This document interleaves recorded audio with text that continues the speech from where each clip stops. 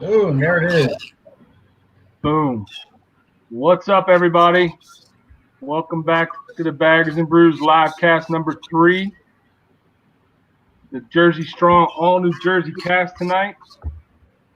We got 2 guests tonight. We got Jersey Nick Moto and the 333, both Jersey guys. Both have been doing this actually longer than us. And welcome, guys. Thanks for coming on tonight. Yeah, thanks for having me. Yeah, thanks for having us.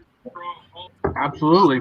We thought we were trying to think of something to do for our next one, and we thought keeping it all Jersey would be pretty cool. We could talk bikes, beers, and Jersey. So welcome everybody on the side chat. Thanks for tuning in. So why don't we just go ahead and you guys just give yourselves a little introduction and tell us a little bit about your channel. Chris, you want to go first? You want me to go first? I'll go first. Go ahead. All right. So my name is Chris. My channel's the 333 Motovlog. I've been motovlogging about, I don't know, a year and a half, I guess. And I'm the one lone naked sports bike guy on the channel night. So all you Harley and Indy guys, go easy on me. But yeah, I live close to these guys in Jersey. I ride a lot of the same roads that they do through the Pine Barrens. Great ride. Just recently did a vlog with Jersey Nick. He's an awesome guy. We went for a ride up kind of in the northwestern part of the state. So yeah, was born here, lived here most of my life except for a short time when I was a kid. Lived in Texas for a little while, but then moved back. So I'm a Jersey guy. Nice. Nick? Hi, my name's Nick. My channel is Jersey Nick Moto. I had the channel for many years now. I started it when I started traveling on my bike, and the early videos were just for the road trips. I started motovlogging probably a little over a year ago. I was born in Bayonne, New Jersey. I live down in the Woodbridge area now. I got a 2015 Road Glide Special and a Sportster 48 that I ride. And thanks for having me here tonight. Really appreciate it. Yeah, definitely. So before we really get rolling into some questions, what's everybody drinking tonight?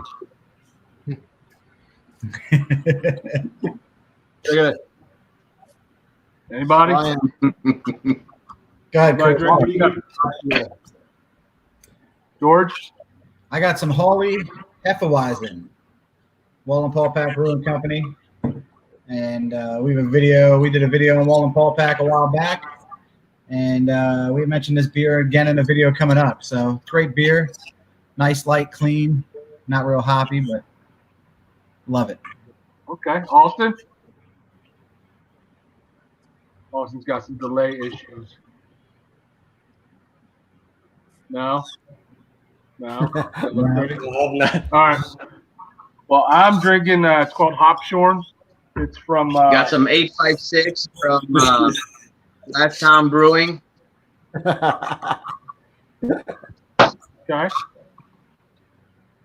I got the Hopshorn from Jug Handle Brewing Company, which we went to last weekend. It'll be in our next video probably. It's a double dry hop, New England style IPA. It's not bad at all, actually.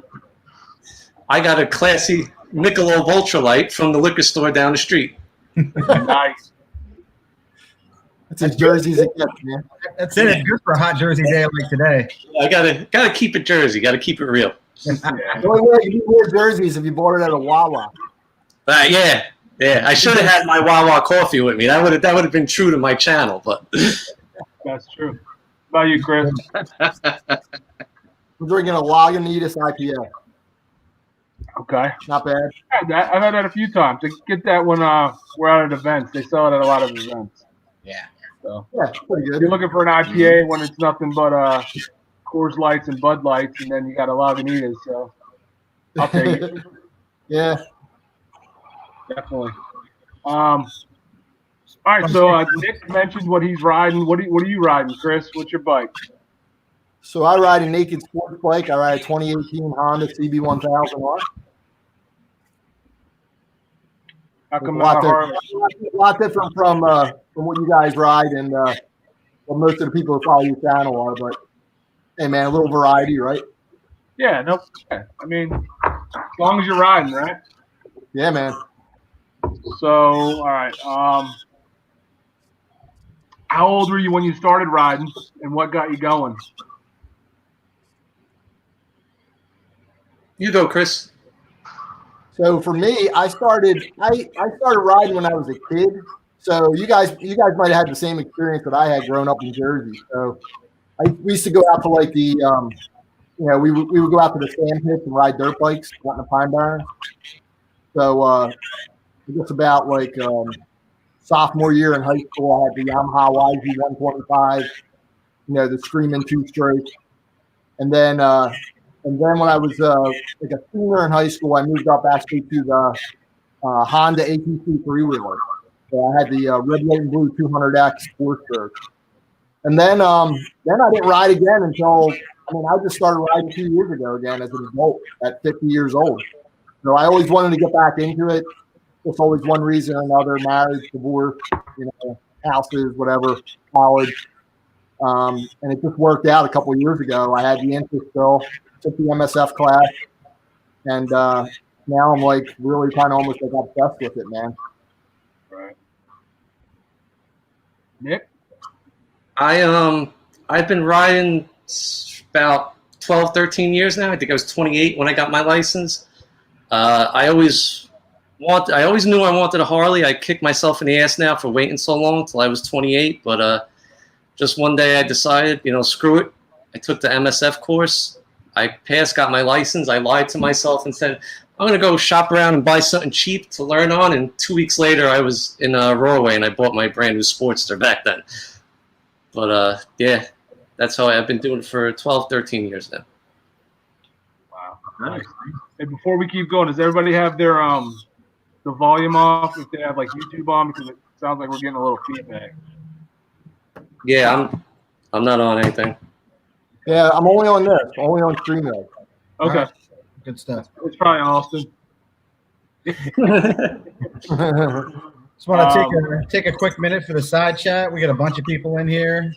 We got Blacktop, Bluegrass, Roland Keith, the Fourth Stooge, who rides with us very frequently.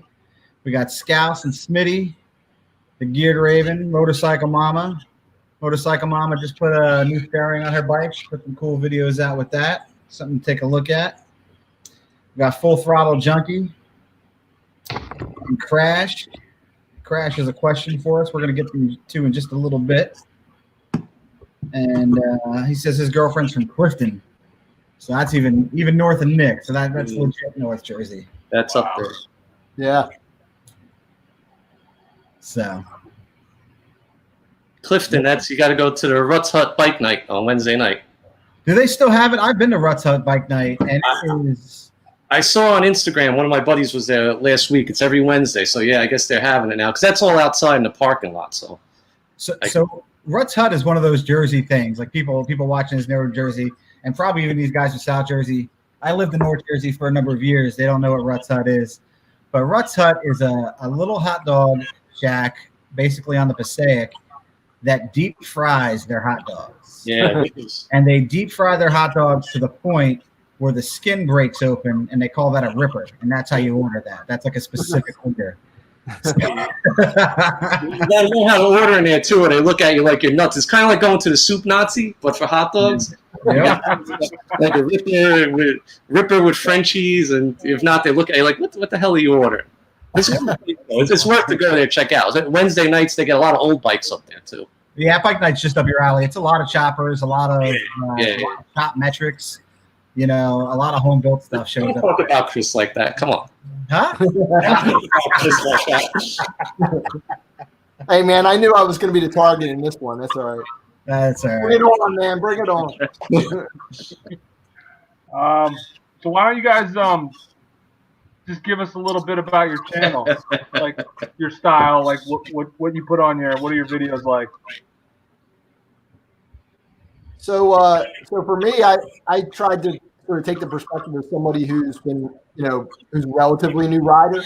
So I do a lot of like how-tos, riding situational type stuff. A little bit of wrenching in the garage. I just did a video on installing a tail tidy. Different rides, you know, but I take it from the perspective, like my interest is in like superbike, AMA, you know, MotoGP. I like that kind of stuff, and I really like riding technique and kind of the sport of riding. I do a little bit of kind of moto nerdy. You know? Yeah. And most of your stuff, you're on the bike with the helmet, camera, like classic motovlogging style, right? Yeah, pretty much. Yeah, I You do don't I do some narration over my videos too, just because sometimes with the helmet cam it can be a little noisy. You know, you get a lot of wind noise, and or you'll miss stuff, and so I feel like when you narrate it, it comes out a little bit better. Was it the New York bike show that you went to? Yeah, IMS. I went to the same one that you guys. Yeah. That was a good video. I like Yeah. the voiceover narration was good on that. Oh, thanks. Yeah, you guys sound like yours too. Yeah, it was. Well, the show wasn't as great, you know, this year, but it was. It's always kind of fun to go up there. Yeah. What about you, Nick? What's your channel about? Well, like I said, I started it mostly from when I was traveling, and that's, you know, I obviously can't travel all the time. That was a big part of it, to do the road trips and stuff. Then I do a lot of local rides around New Jersey. I try and go to a lot of local New Jersey motorcycle events. Pretty much a little bit of everything. Sometimes I use the camera on the helmet where I could talk. Sometimes I just get annoyed with that, and I'll just do videos with music. And I try and switch it up a little bit. And I just do whatever I feel like it. Just anything pertaining to motorcycles and stuff in New Jersey. I just try and have fun with it. And you get down our way quite a bit, don't you? Yeah, I love riding down there. I feel like I'm not going to get killed as much when I ride down there. I used to ride up north all the time with a bunch of friends. We used to go to upstate New York and stuff. Where it was just that stretch going up 17. It's like you're in a friggin' pinball machine getting knocked around. I haven't done that in a while, but I love riding through the pines. That's always my go-to ride down there. You know, anything South Jersey. Definitely nice. Like to live down there one day, maybe, if I stick around in New Jersey. We'll see. I learned to ride North Jersey, and it's tough going up there. I mean, you leave the house and you're in traffic, you're on a highway, you know, or you're on Route 80, or you're on 17 or 4. I mean, it's. I mean, same thing here, pretty much. I mean, there's really nowhere nice around here. I still got to go on either Parkway or Turnpike to get out of my area. Yeah. But just it's a little better than up there. And to forget, when I lived in Bayonne, just trying to get out of Bayonne over the extension bridge, it was nuts. So that's why I go down south a lot. I like it down there. Nice, easy riding down there. My family's from Bayonne. They lived right above the 5 and Dime next to Judicki's.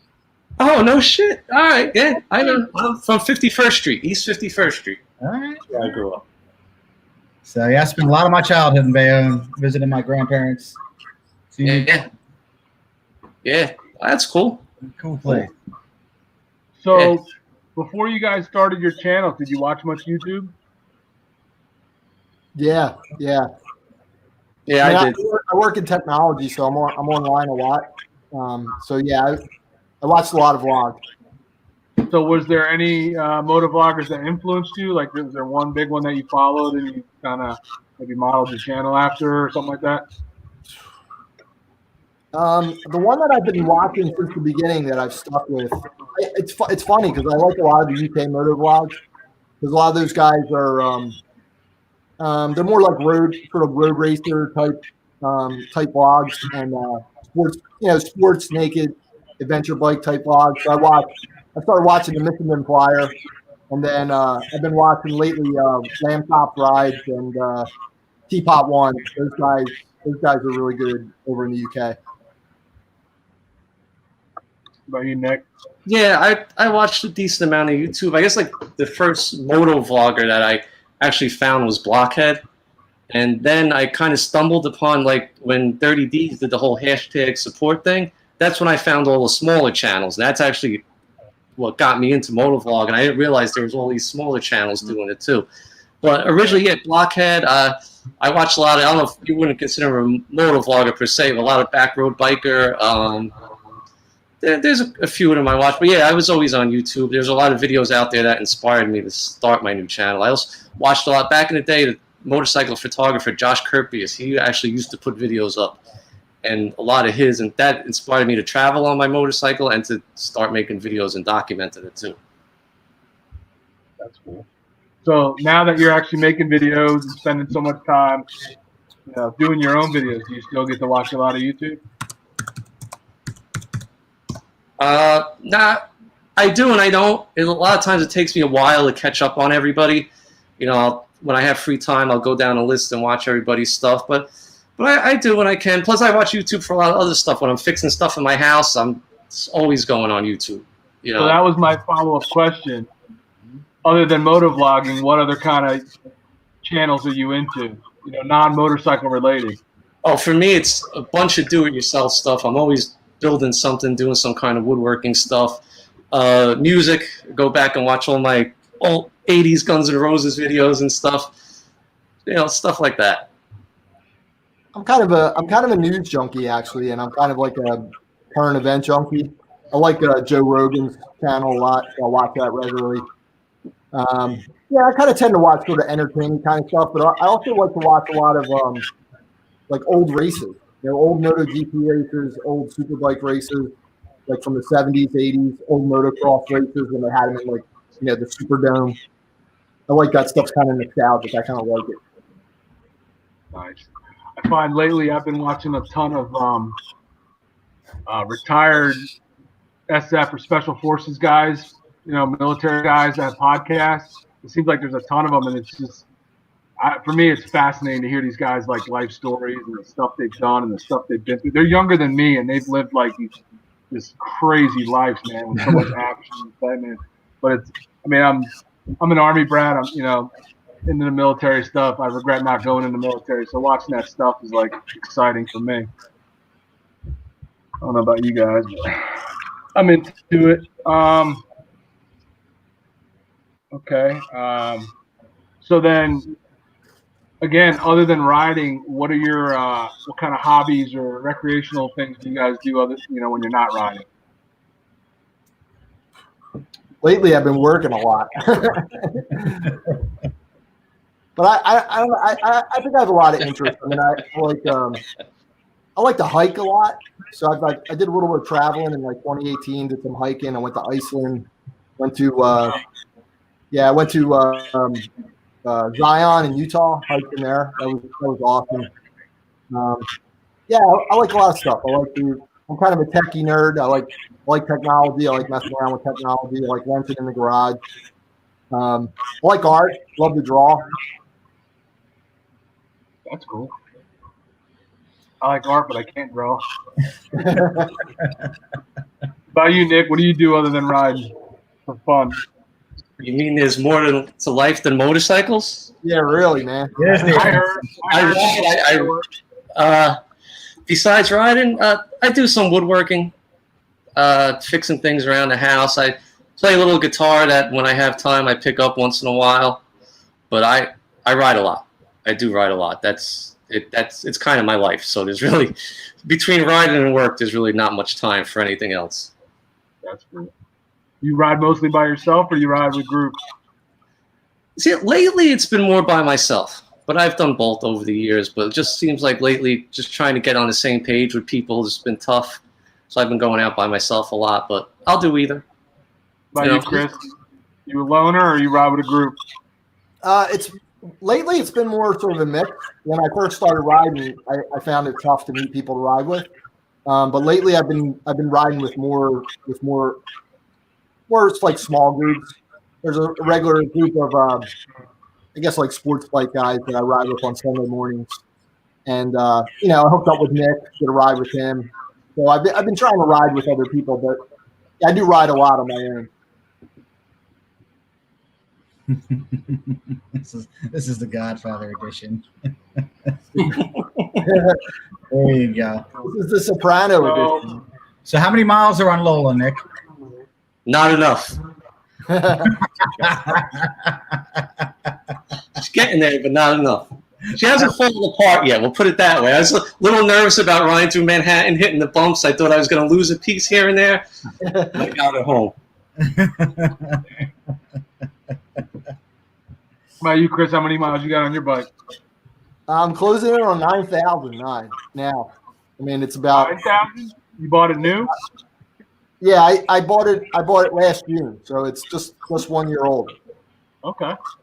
That's good. That's good for a naked sport bike. I mean, that's riding. Yeah, that is pretty good. That's riding. That's not. It ain't comfortable, man. Definitely. No. But, he let me sit on it. It was, it doesn't seem like it was weird coming from a Harley. I'll just put it that way. It's definitely not built for comfort, man. But it carves into the curve nicely. Then on that note, what's the most miles you've done in a day on that bike? On the naked? Yeah. I did 400 in one day. Wow.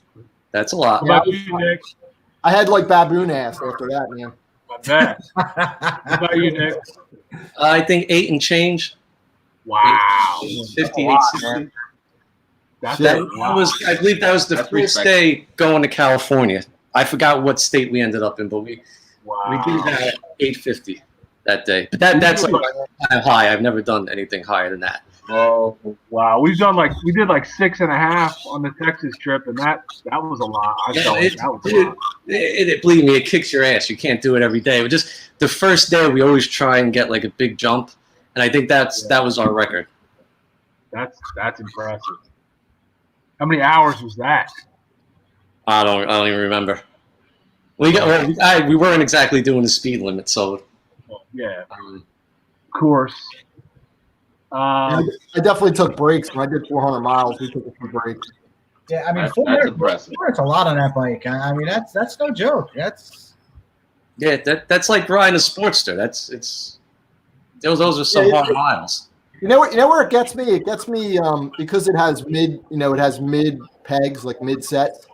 It gets you like right in your hip, like the muscles, those flexor muscles in your hip. They just start locking up on you, man. Like when you're on there for a long time. But other than that, it's not bad. So so far, what's been your favorite ride, your favorite road, or your favorite trip that you've done to this point? That might be tough for Nick because I know you've hit just about every state. So, well, I'd still say favorite trip was California because that was truly coast to coast, and that one I'll always remember. From riding through, I mean, it was rough, but when we got to like Arizona and you're going through the desert, and then you hit California and you're going through the canyons, and the temperature drops about 20 degrees, and we rolled up on San Diego like right in the middle of rush hour, weaving in and out of traffic. Like that's something I'll never ever forget. Pulling into San Diego to the hotel right on the beach. So I'll always say California will be my favorite trip of all time. That's cool. About you, Chris? Yeah, man, I got nothing to compare with that. I mean, most of my riding has been locally between Jersey and PA, and I did do a ride in New York City, similar to what Nick did. And I would have to say that was probably the most interesting ride I've done. I did a vlog on it, did it with my friend, and we actually went through Red Bank and then went sort of a back way up into Manhattan, and really congested, a lot of traffic. We kind of went through Newark, but it was interesting too. It was interesting to ride a bike through that area. Yeah. So, as far as Jersey goes, what's your favorite ride in Jersey, or favorite road, or favorite route to take in Jersey? For some reason, for years, my always go-to road when I don't know where to go was always 539. I don't know why. I guess just because there's so many places you could branch off it. And I think like that, when I first got my license many years ago, that was like my first long ride away from home. So I always find myself going back to 539. And it's your favorite Wawa. Well, that goes without saying.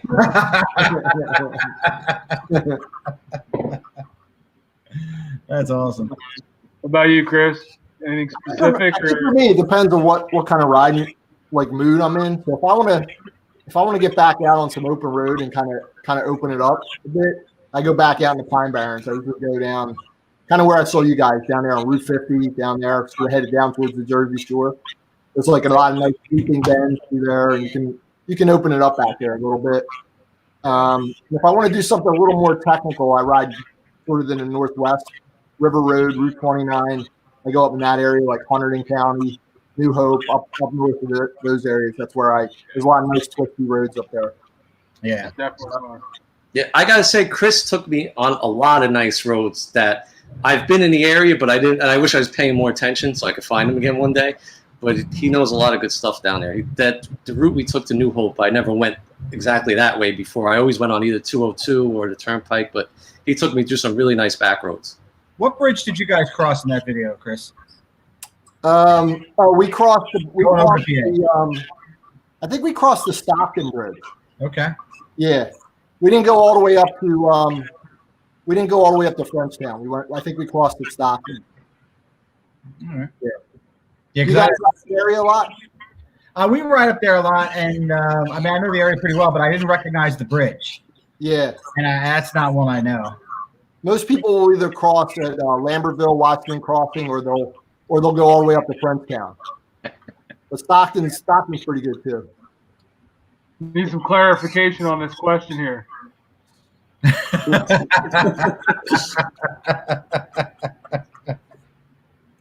Get a lot of interest. Oh my God! I realized it was me. Sure.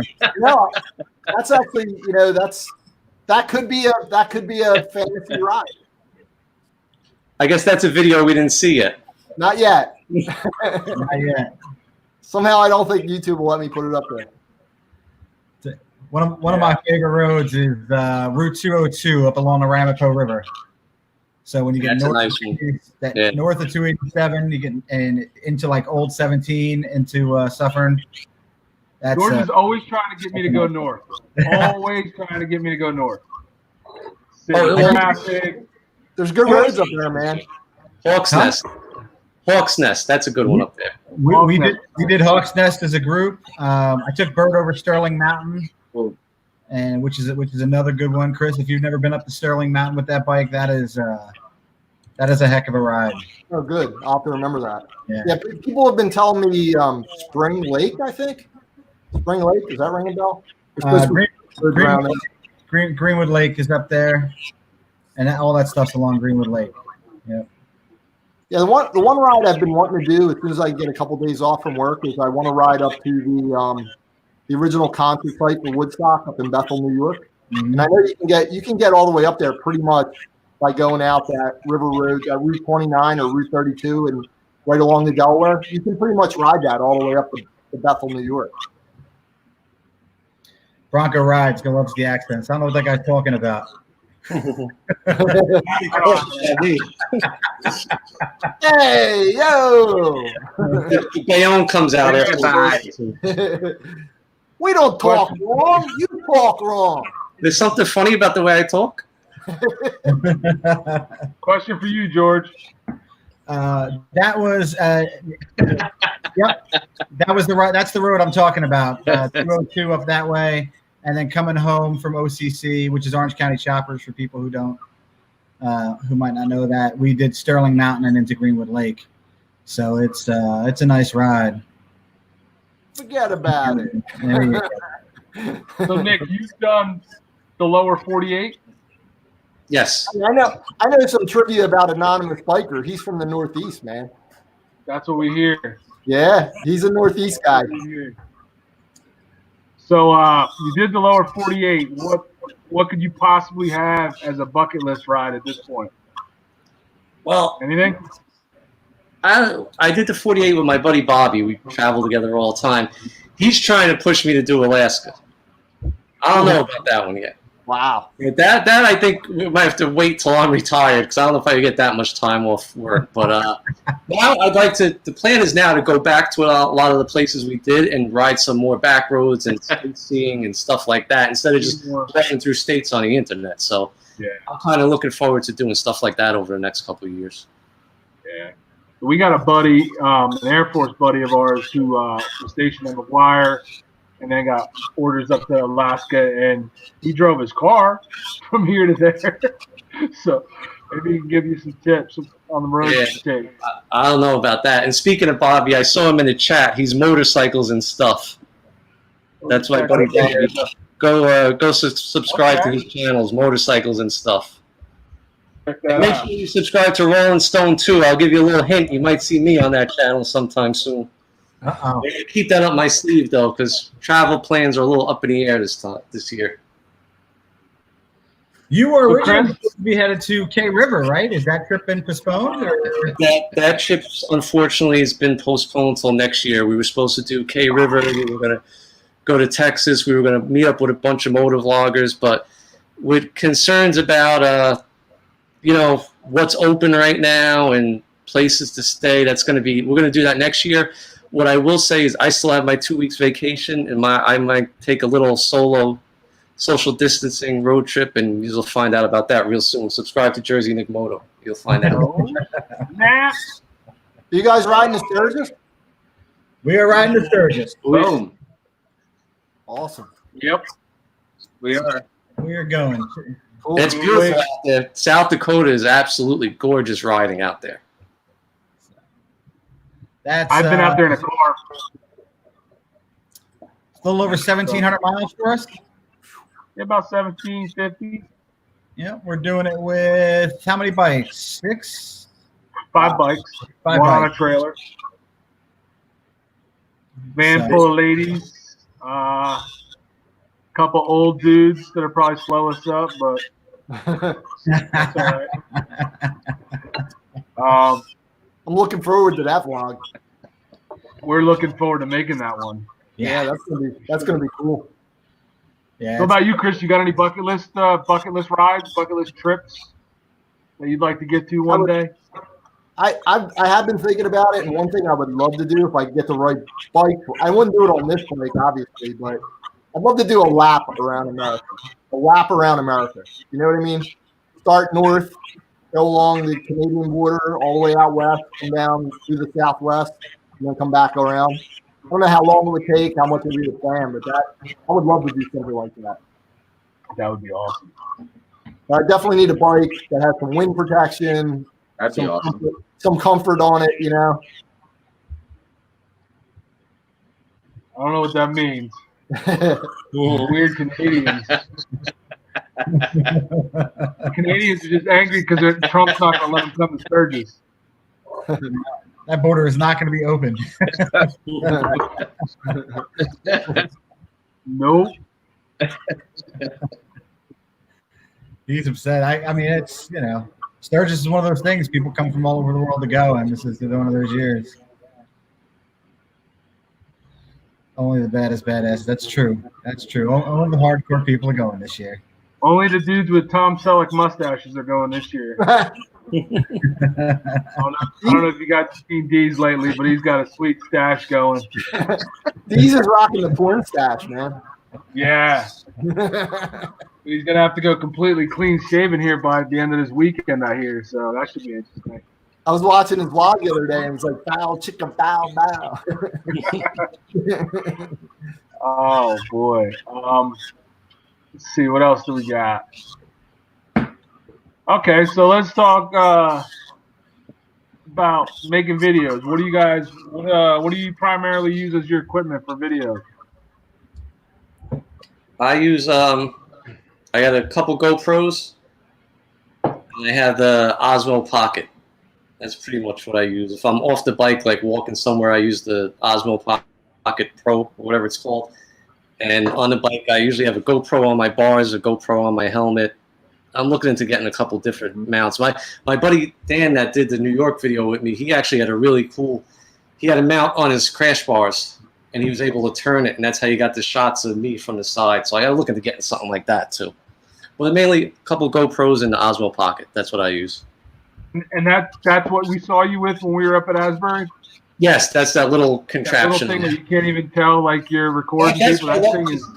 Because like a thing like that, you're walking through an event, you're not sticking a camera in people's face. No, that thing's stealth. Undercover. The audio's pretty good on it the way it is. Yeah. Yeah, it's a neat camera. You guys had your big dead cat things on there waving around like that. Nobody even knows I'm videoing. True. Yep. What about you, Chris? Right now I use a GoPro 7 on my helmet, and a GoPro 7 on my helmet and a GoPro 5 on the bars. And I had one of those little, those little GoPro sessions, little cube ones. And I used to joke and call it the booty cam because I put it up inside the rear fender well on my bike and shoot out the back of my bike so you can see kind of the back wheel. And then I did a ride through South Philly. I hit a bump on Broad Street and lost the camera. Why you don't go to Philly, man? Yeah, man. That or you get beaten by an angry mob. Nowadays, yeah. Look at Scouts. You're always getting shit from other people on our Sturgis videos. Well, I'll tell you, we did that Sturgis video, and Bert posted that Sturgis link in a Facebook group, and people went crazy. It was the Sturgis 2020 Facebook page. They lost their minds because they can't read. People can't read. So I don't know if you guys saw it, but the thumbnail said Sturgis canceled ? Exclamation, ? Exclamation. It was a question. So watch the video, kind of like, get you to watch it. Man, these people just saw Sturgis canceled. That's it. And they were laying into fake news. This is bull crap. They're not going to decide till June 15th.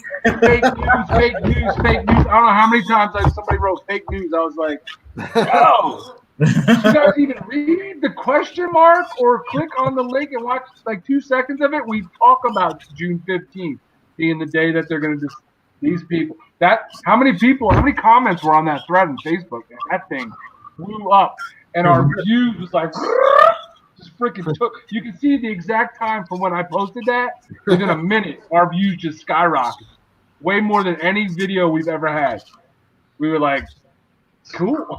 Whatever. Controversy. We need to find some more controversial issues, George. I'm always amazed by what triggers people on YouTube. You would think like the most mundane thing will like trigger people on YouTube. Like and not being able to read and actually see. I'm definitely not one. Like Bert, you like shake the tree a lot. My videos are pretty low key. They're pretty. But I always get at least one comment. Somebody who doesn't like something I said in my video. I even realize I said it. It's crazy.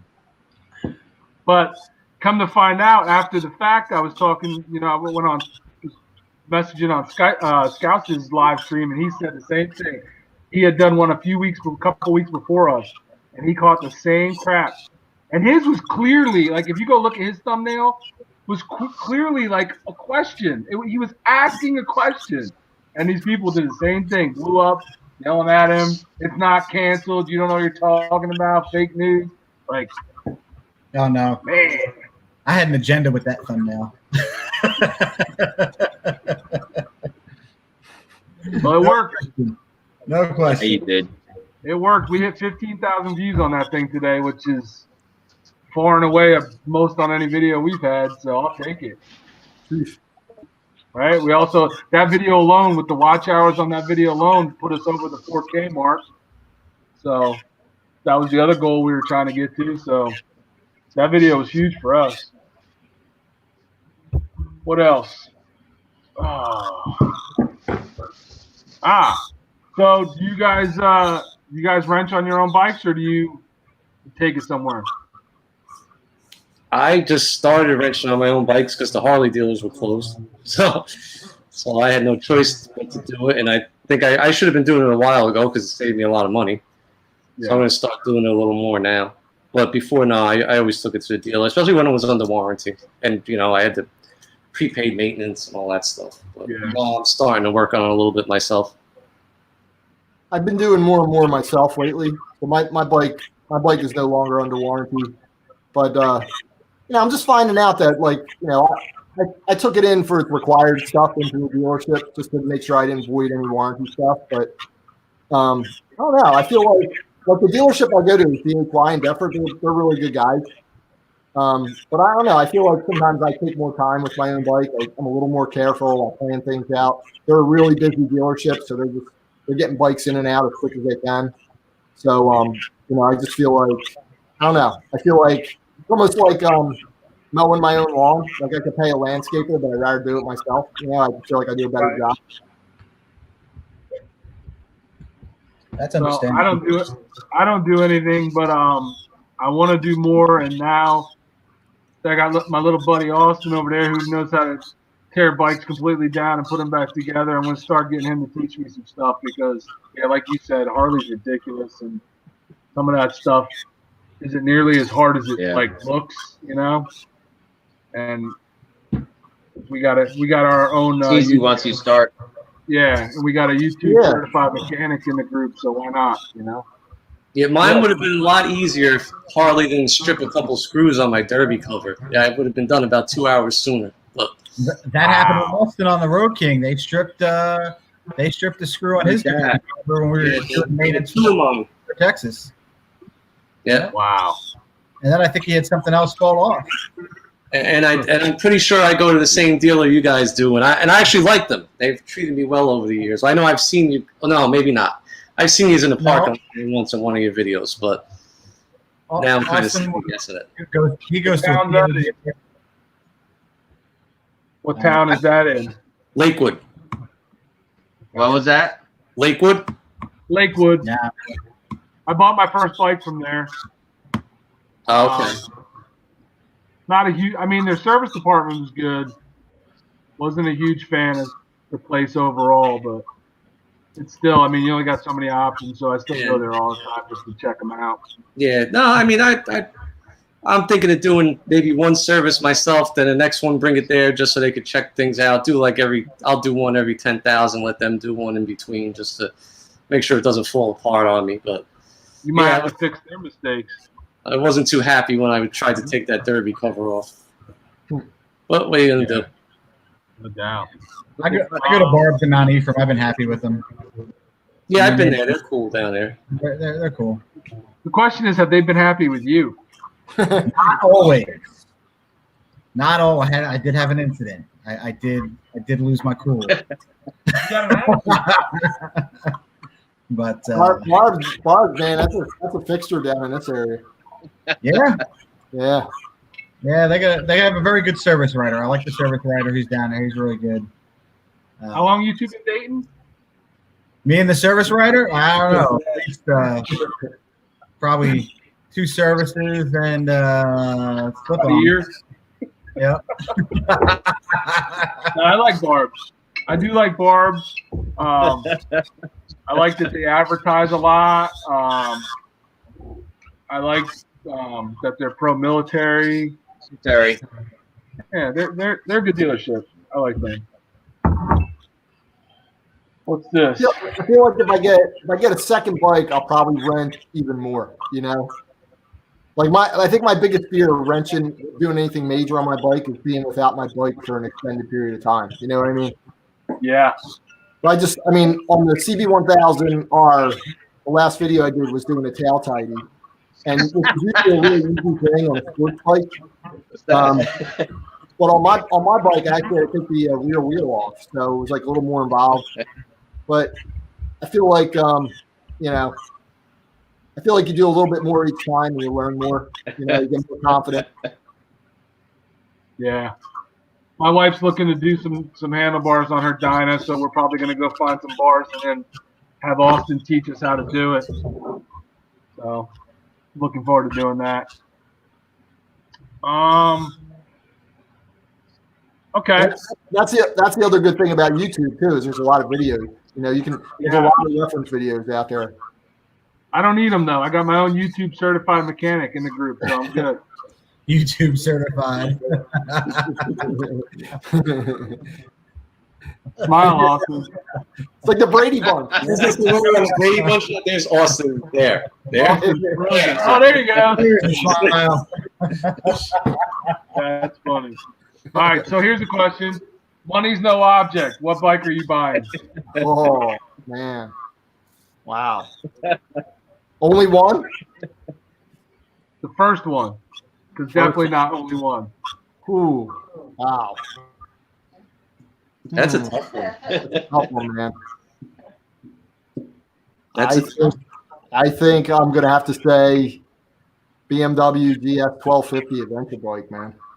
BMW. Really? Adventure? I thought it would be Confederate all the way with you if money was an option.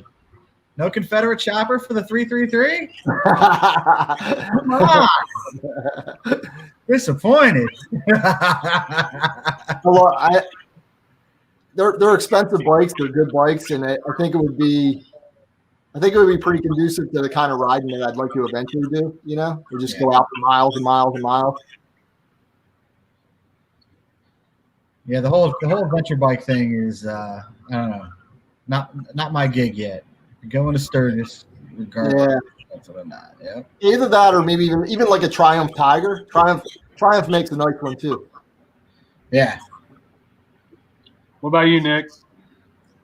Well, I don't know. I mean, it would definitely be a Harley. I'll tell you that. I know I always wanted something from the year I was born, so like a 78 something. I'm sure, and if it was all redone in good shape, it would cost a pretty penny, so I'd have to go with some Harley from 1978 probably.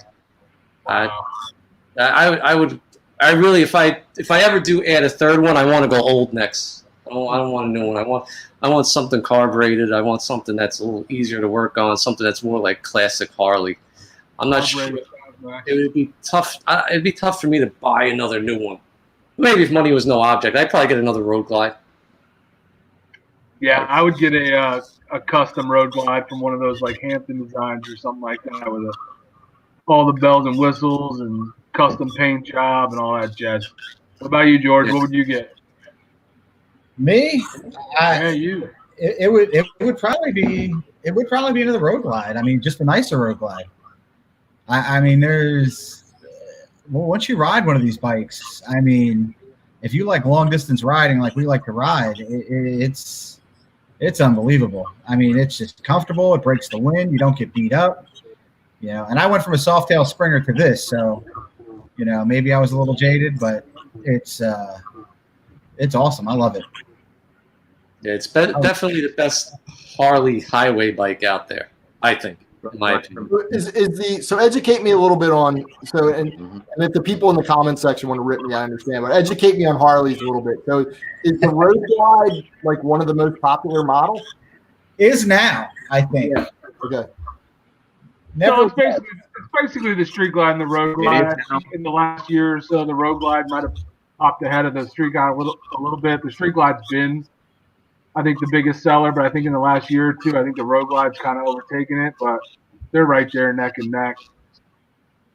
It just all depends on whether you like the Batwing or the Shark Nose. You know?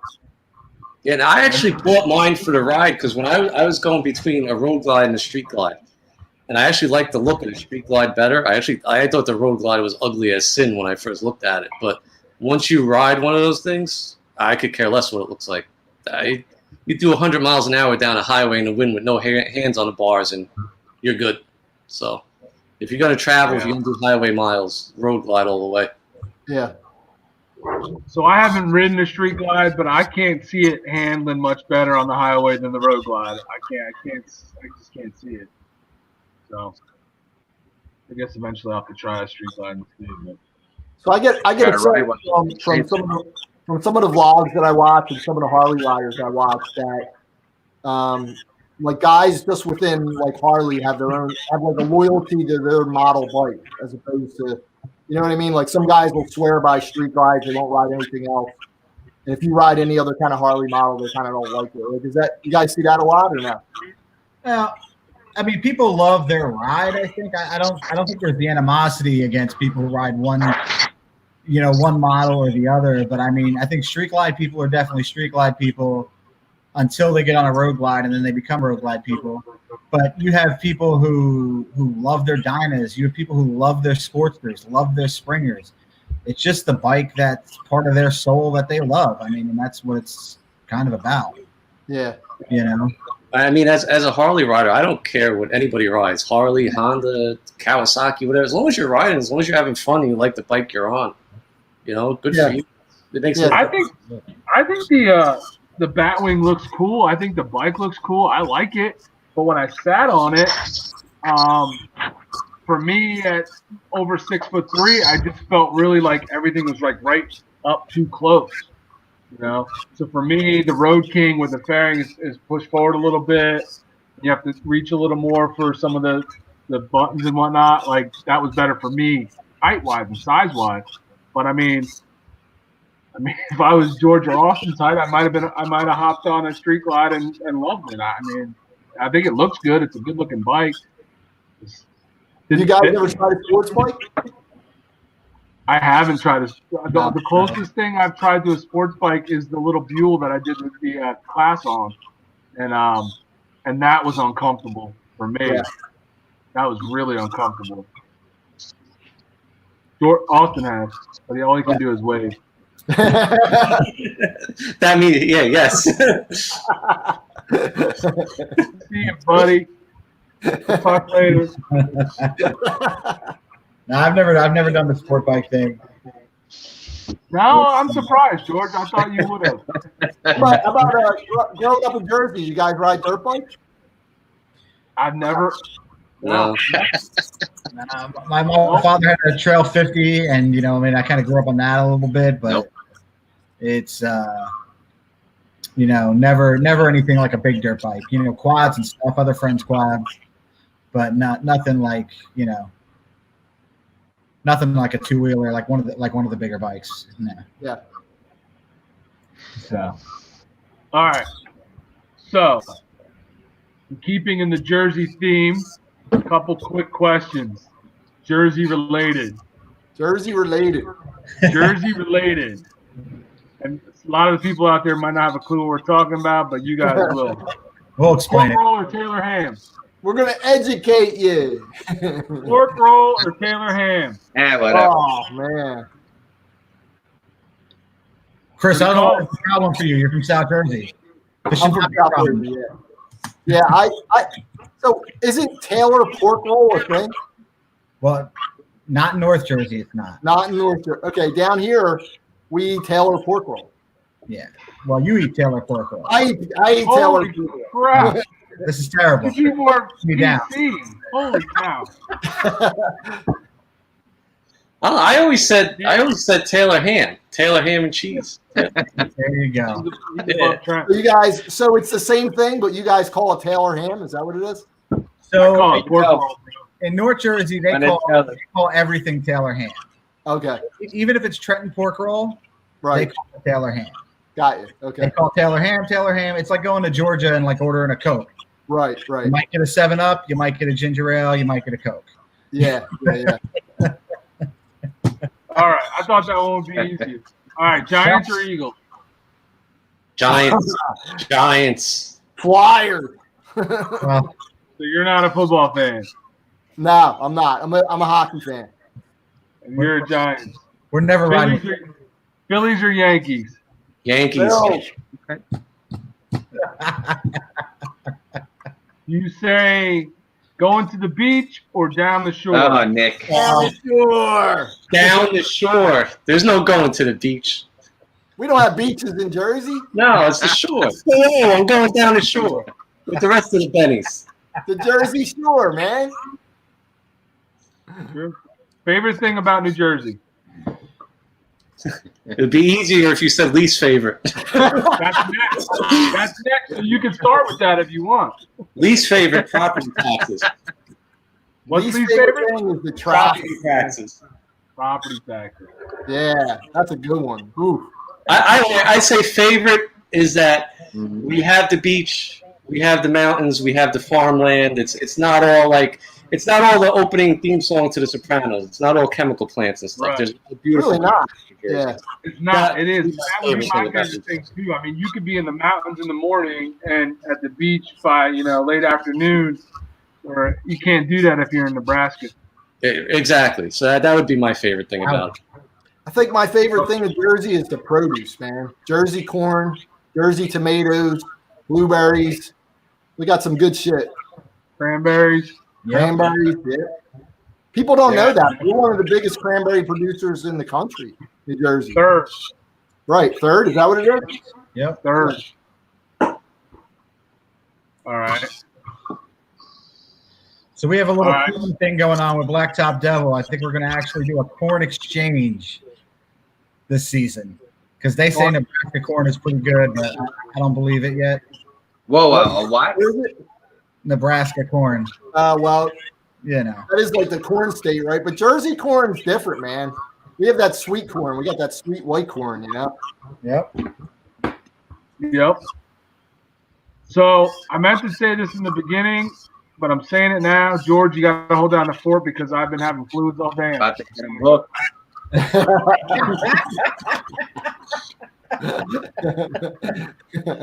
He works from home, so he starts drinking early. Uh-huh. Oh man.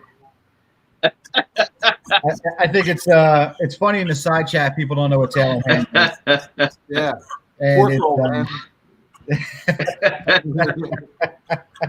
Yeah, do you guys eat? How about Scrabble? Do you guys eat Scrabble up there?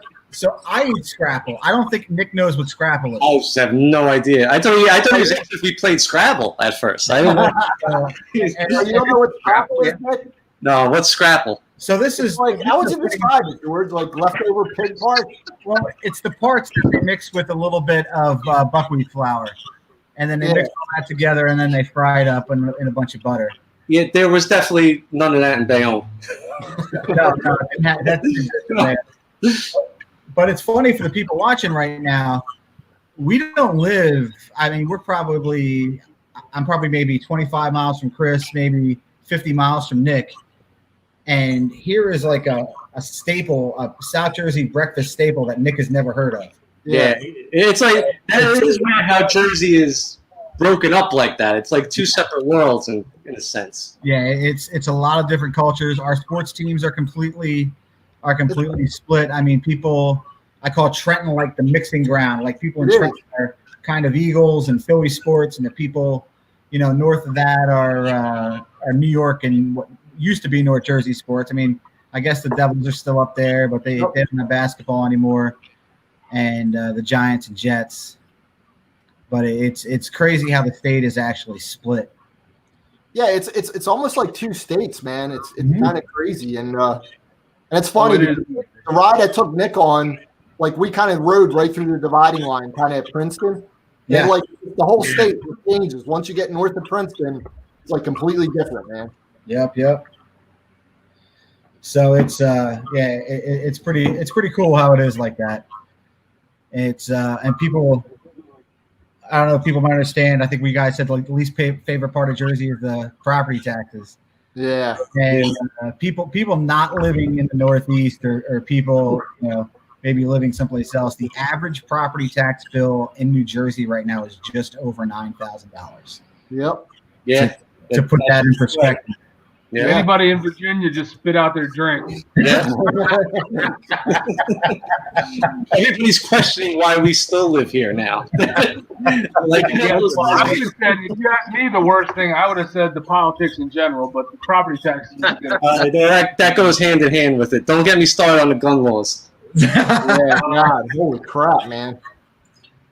Gun laws are rough in Jersey, man. Communist state of New Jersey. New Germany.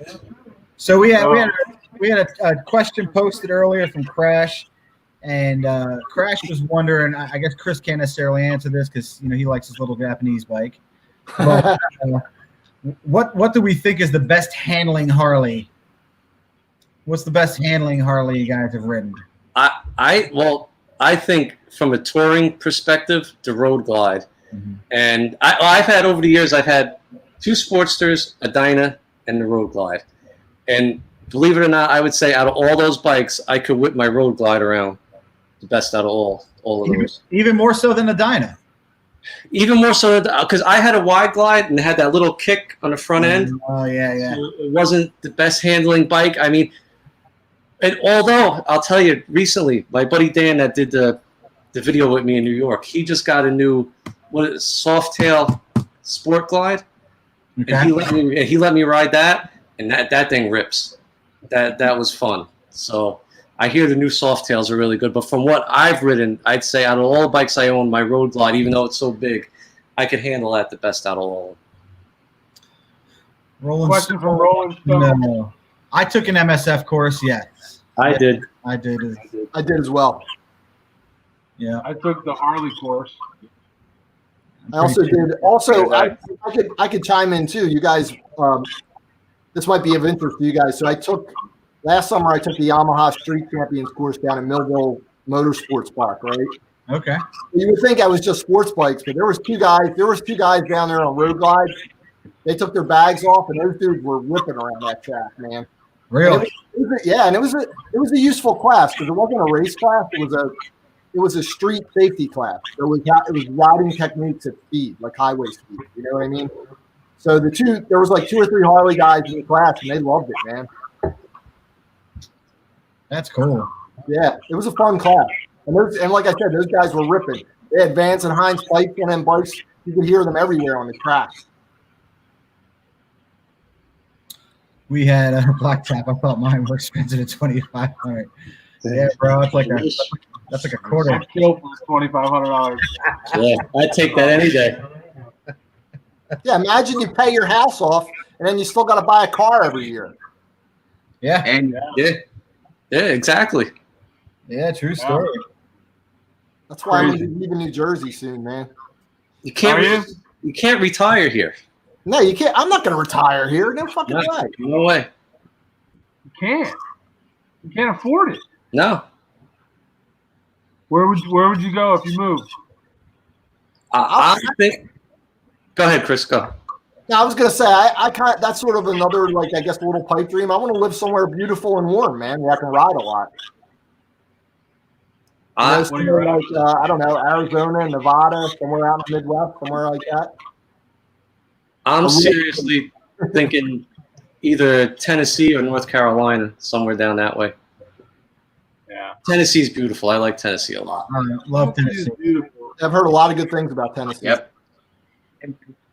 Next time you're going, hit me up. I got a place you got to stop and eat.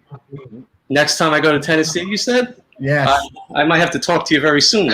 The Loveless Cafe on the west side of Nashville, man. Let me tell you. I've been to Nashville many times. If I do go, I won't be around there, but I'll keep that in mind. The Loveless Cafe. It's worth the detour. Oh, it is worth the detour. For the cream corn alone, it's worth the detour. Detour. It is worth it. I dragged these guys there when we did our second day going to Texas, and we hit that place for, I don't know, dinner like around 7 o'clock. We went from the back of the Dragon all the way to the other side of Nashville, and then and had dinner there, and then still did another 100 miles after that or so. But yeah, it's famous for its fried chicken and biscuits. Oh, okay. Amazing. Montana, Arizona are income tax free.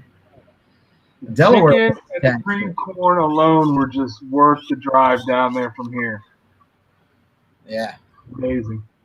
Who said stay the hell out? Stay the Yeah. hell out of where? That's for me. He's telling me to stay the hell out of Tennessee. That's my buddy John. Yeah. No more NJ people. No more dirty. All right. Hey, freaking quota. There goes the neighborhood. My God. All right. So, in taking, I think it was Chris. I think this was your suggestion to have some New Jersey trivia. New Jersey trivia, yeah. So I have a list of New Jersey trivia questions for everybody. Awesome. Austin can't really play because he's so freaking far behind on his lag. George can play too. So here we go. I will read off some questions, and you guys just throw out your answers, and we'll see who gets them. The first one I kind of found myself. The rest I kind of got off of a list. How many breweries are in New Jersey? Wow. 195. Nobody else has a guess? Yeah. 170, 150. 170.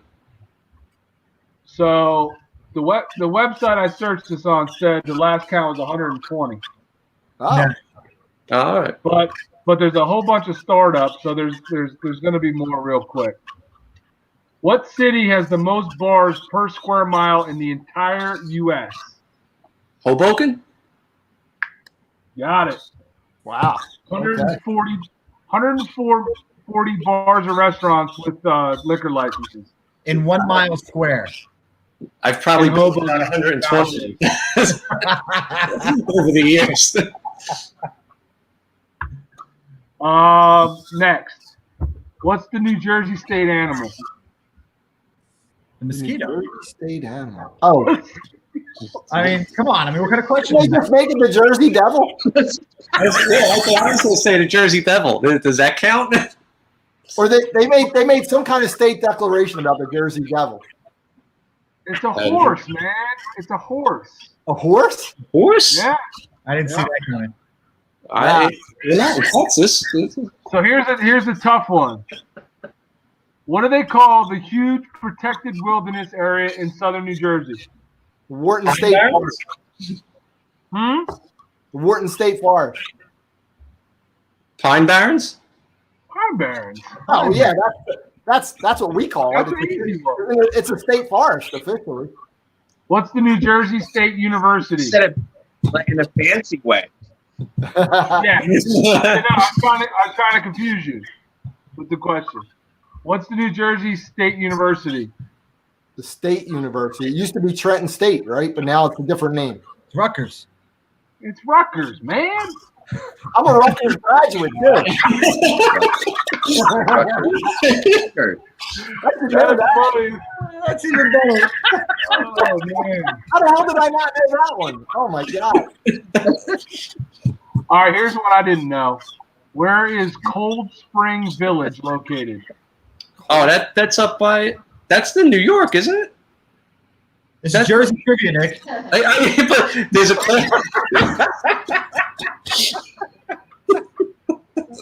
Apparently, it's in Cape May. Oh, I'm thinking of a different Cold Spring. I go to a Cold Spring. That's what I was thinking of. All right. I missed that part, George. New Jersey is the third highest harvester of what produce? We just gave us that one, cranberries, right? Right, cranberries. You were paying attention. Number 9. Old Barney is what kind of historical monument? Lighthouse. Old Barney. Lighthouse. That's a lot. Correct. And you guys just talked about this one, but I'll say it anyway. What famous folklore does New Jersey have? Jersey Devil, man. Jersey Devil. I'm always curious if we're the only ones that know about that, or if people from other states have ever heard of that. You mean it's kind of like Bruce Springsteen? People in Jersey, like nobody else has heard of him?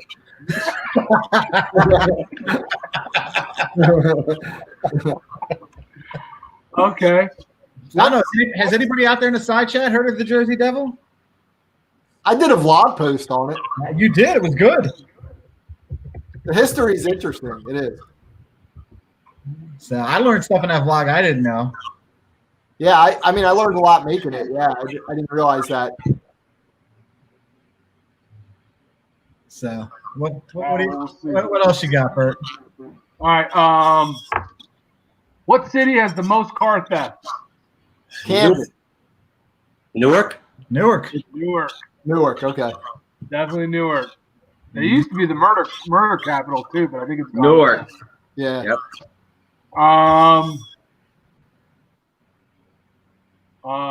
Where's the oldest seashore resort at? Atlantic City. Oh, Cape May. Cape May, the governor's mansion, right? Cape May is the oldest? Yeah. Okay. Yeah. How many toxic waste dumps are in New Jersey? Super fun site. This surprised me, actually. This Gotta be at number least surprised 10. me.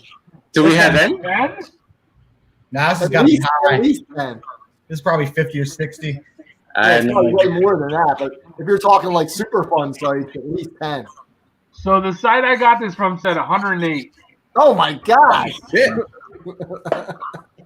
And they were all in Sopranos.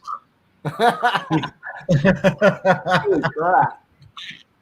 Okay, New Jersey is the leading producer of which agricultural product?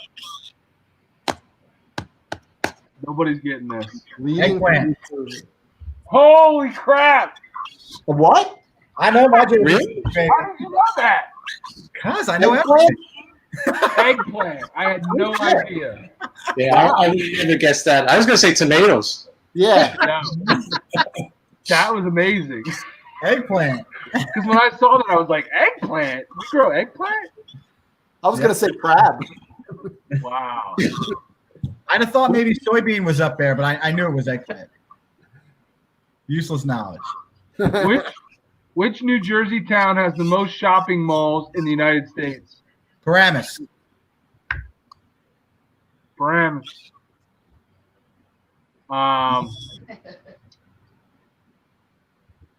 New Jersey is the world leader in the production of which berry? Of what? Which berry? Blueberries. Blueberries. Where is the geographical center of New Jersey? Princeton. Monmouth. Ooh. Said Mercer. Good. Okay. Okay. Yeah. Mercer, yeah. Take their word for it. Who recorded the song Wildwood Days? Whew. Oh. I've heard it. My wife would get this one. Wow. I got no idea. Come on, Pawnee Princess. Wildwood Days. Oh, man. I think I... Where's she at when I need her? Bobby Rydell. Bobby Ryan. Okay. Who was from Philly? How many U.S. presidents were born in New Jersey? 1, 2, 3. Final answer? 3. One. Woodrow Wilson was the only one born here? Negative. Really? Who was born here? You don't know. That's number 1. Grover Cleveland. Grover Cleveland. All right.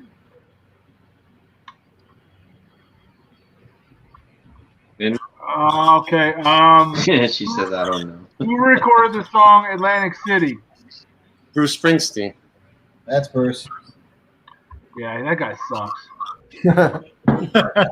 Nick might like him. Probably does. I'll say music-wise, he's okay. Not gonna get into the other stuff. How many farms does New Jersey have left currently? Farms? I have no idea. I There's a would say, lot, dude. What was that? You don't know? No guess? I got to say at least 200 farms. yeah, I'd say somewhere. 9,000. 9,000. Yeah, I was gonna say, Oh, okay. it's a lot, man. It's It's a lot. close, though. I didn't think there was that many. Rowan University is located in which South Jersey town? I thought all the developers lined them up. What'd you say? Glassboro. Bang. Home of the props. Where is the only legal clothing optional beach in New Jersey? Sandy Hook. Oh my God, you're a pervert. How'd you know that? You're a sick puppy, bro. That's good to know. Who knows that? No. Maybe I'll make that my new beach ride. There you go. Well, that's where we're going Saturday. What's up, Moto guys and Moto gals? This is the 333 coming to you from Sandy Hook. Yeah. Apparently, Grover Cleveland rode a Harley. All right, a couple more. What's the state tree? Pine. That'd be a pine tree. That's what I would have said. Apparently, it's the northern red oak. Oh wow. All right. That's disappointing. And where is Lucy the elephant? That is in Sea Isle? No. No, it's at the tip of my tongue. It's down by Atlantic City somewhere. Yeah, it's not. Margate. Margate. Yeah, Margate. That's it. Margate City. That's correct. That is correct. That's all I have for New Jersey trivia. That was pretty good. I'm though. You even guys learning did a shit good job. about Jersey. That's awesome. Yeah, the eggplant, man. We produce more eggplants than anybody. It's a crazy thing. Yo, I did not know that. Yeah. Yeah, that's an interesting one. Who's growing them? I've never seen that. Yeah. Yeah. It's funny. I did a search recently, and it said that there were 190 licenses distributed in the state for craft breweries. So I'm kind of surprised to see that there's only 120 that are up and running. Well, You know. that might be accurate because if you look at the website I went to, it's broken down into like who actually is currently open, startups, which aren't open yet, and then it has another category of places where licenses have been issued, but they're like in the beginning planning phases, so they don't even have a location yet. So you add all that up, you're probably close to 190. Yeah. They're popping up all the time. Because, I mean, at 120, we might run out of breweries. We might have to change this channel like Baggers and Burgers or something. Baggers and egg shit. Baggers and Burgers. Or you could just go to the new beach and call it Baggers and Brews. Baggers and Buddies. That's All right, some good stuff. so what can we expect out of you guys' channels over this season coming up?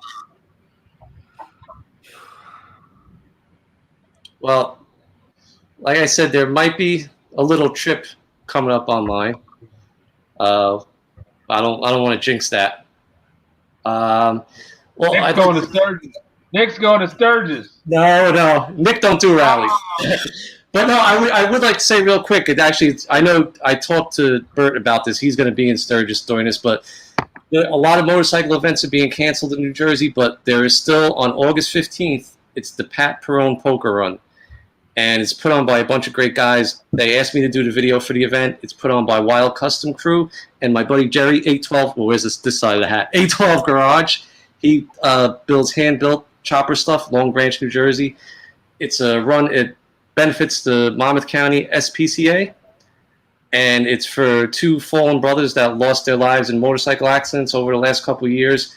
I'll be doing a video of Pat Perone Poker Run. You could go to the Pat Perone Poker Run playlist on my channel or go to their website, their Instagram, find out stuff about that. There'll be a lot of videos with them leading up to that and the video of the run. So just wanted to get that out there. Good stuff. Just for the record, I was planning on making all these guys go until I saw the date, and it was when we're going to be gone. That's a lot of people are going to be, going to Sturgis that week, but I appreciate it. Yeah, no, that's very cool. What about you, Chris? What do you got? You got anything big planned for your channel, or? I wish I could say I did. I've been kind of doing my channel by the seat of my pants lately. Sometimes I'll just do what interests me, but I'm hoping one thing I'd like to do maybe before the end of the summer. You guys talked about it a little bit. I'd like to get like an older bike and do a project bike. Like I'd like to get like maybe an older Triumph like Thruxton, make it into a nice cafe bike, and do like maybe a series on that. We can run through the series. I might have a bike for you, Chris. Oh yeah. Oh, I actually may. Oh okay. Cool. Yes. Hit me up. Okay. Hit me up on a DM, on Insta, and we'll exchange numbers. I might have an opportunity for you. Okay. Cool. Awesome. Yeah. so you're gonna need my trailer again? Maybe. Or we can just throw it in the back of my pickup, whatever. That's harder. That's more work. So here's another question. When are we going to go for a ride, all five of us? Anytime you guys are ready. Yeah, let me know. I'm ready. I'm just trying to think of You guys arrive with a naked bike rider? No, listen, we'll put you in the middle. Well, we're going to Sandy Hook, right? That's the right? Yeah. Yeah, I'm not missing the Sandy Hook trip. I got the Oswald pocket camera. Nobody will know what I'm videoing. We'll have to get George to plan a good route for that one. Yeah, I'm always up for it, man. should do I that love getting soon, out though. whenever I can, and yeah, I'll ride whenever, man. Heck yeah. All right. I We'll have tell to you, set that up. it's funny, when you talk about plans for channel, I think obviously the current situation has affected people in a lot of ways. It has made moto vlogging and content, I think, for me, for us, I think it's made it tough. Oh yeah. I mean, such a big part of what we do is showcasing different breweries and taking, different types of rides along the ways and, go and eat and that kind of stuff. And it's been the current state of New Jersey, which is completely ridiculous at this point. I think it's been difficult. And I don't know how it's been for you guys, what your thoughts may be on that. I at the beginning of it in March, April, like when Nick and I met up for a ride, I was kind of more hesitant about riding. I wasn't going out quite as far. And, on the sports bike, I like to get on it and rip a little bit now and then, but I was kind of laying off the throttle a little bit, kind of riding a little bit more laid back. Last couple of weeks, pretty much back to normal riding, Yeah. But still, when you go out, you ride by the usual places, and like some of the big gathering places where I would see bikes at, like along 206 and down in the Pine Barrens, there's just nobody there. It's kind of weird. Recently? Are you talking recently? My mom name. Hey, my mom name is Mumbai. It's Christopher. Christopher. Weren't you in Sopranos? Yeah, man. So I don't know about you guys when you've been out riding, but seems like every time us three have been out riding, there's been bikes everywhere. Oh yeah. Oh yeah. Yes. And I mean it's been well over a month ago that we were riding and we were seeing all these bikes and we were like, man, the bikers are giving a big fat to freaking Murphy. Yeah. They were out. They're out. Yeah, they're definitely out. I guess what I meant is like when I go out in my rides, there's usual spots where I see guys, particularly like the Harley Indian guys, where you guys gather at, like the Piccalilli is like one of them, and Piccalilli, yep. Like watering holes there, just filled with bikes, and those places are empty. But then you look through the Pine Barrens, and I would see like 20 or 30 bikes like parked on the side of the road, people just getting off doing impromptu meet up on the side of the road, which was cool to see. I thought it was awesome. Like you said, Bert, it was like giving the finger, and I was like, yeah, okay, hey, do it. Yeah, we had to take advantage of the no traffic. I mean, when do we get that in New Jersey? Yeah, right. I made sure I got out when I could just to take advantage of that. We were really has been. We were on the Parkway last Sunday. Were we on the Parkway? Yeah, Sunday. Yeah. Sunday, and there was nobody on it. I mean, there were some cars on it, but I mean, it was Sunday during the summer in Jersey on the Parkway, and we were we were just cruising along. I mean, it was not bad at all. But I'm seeing the traffic get more and more and more. It is, yeah. It's starting to pick back up for sure. I'm home from work. It's been picking up. Bikes have come out in force in Michigan when it went on lockdown, and Michigan's another state. Treating like Detroit. I wrote down a couple of like stupid questions, just silly little off the top of your head questions.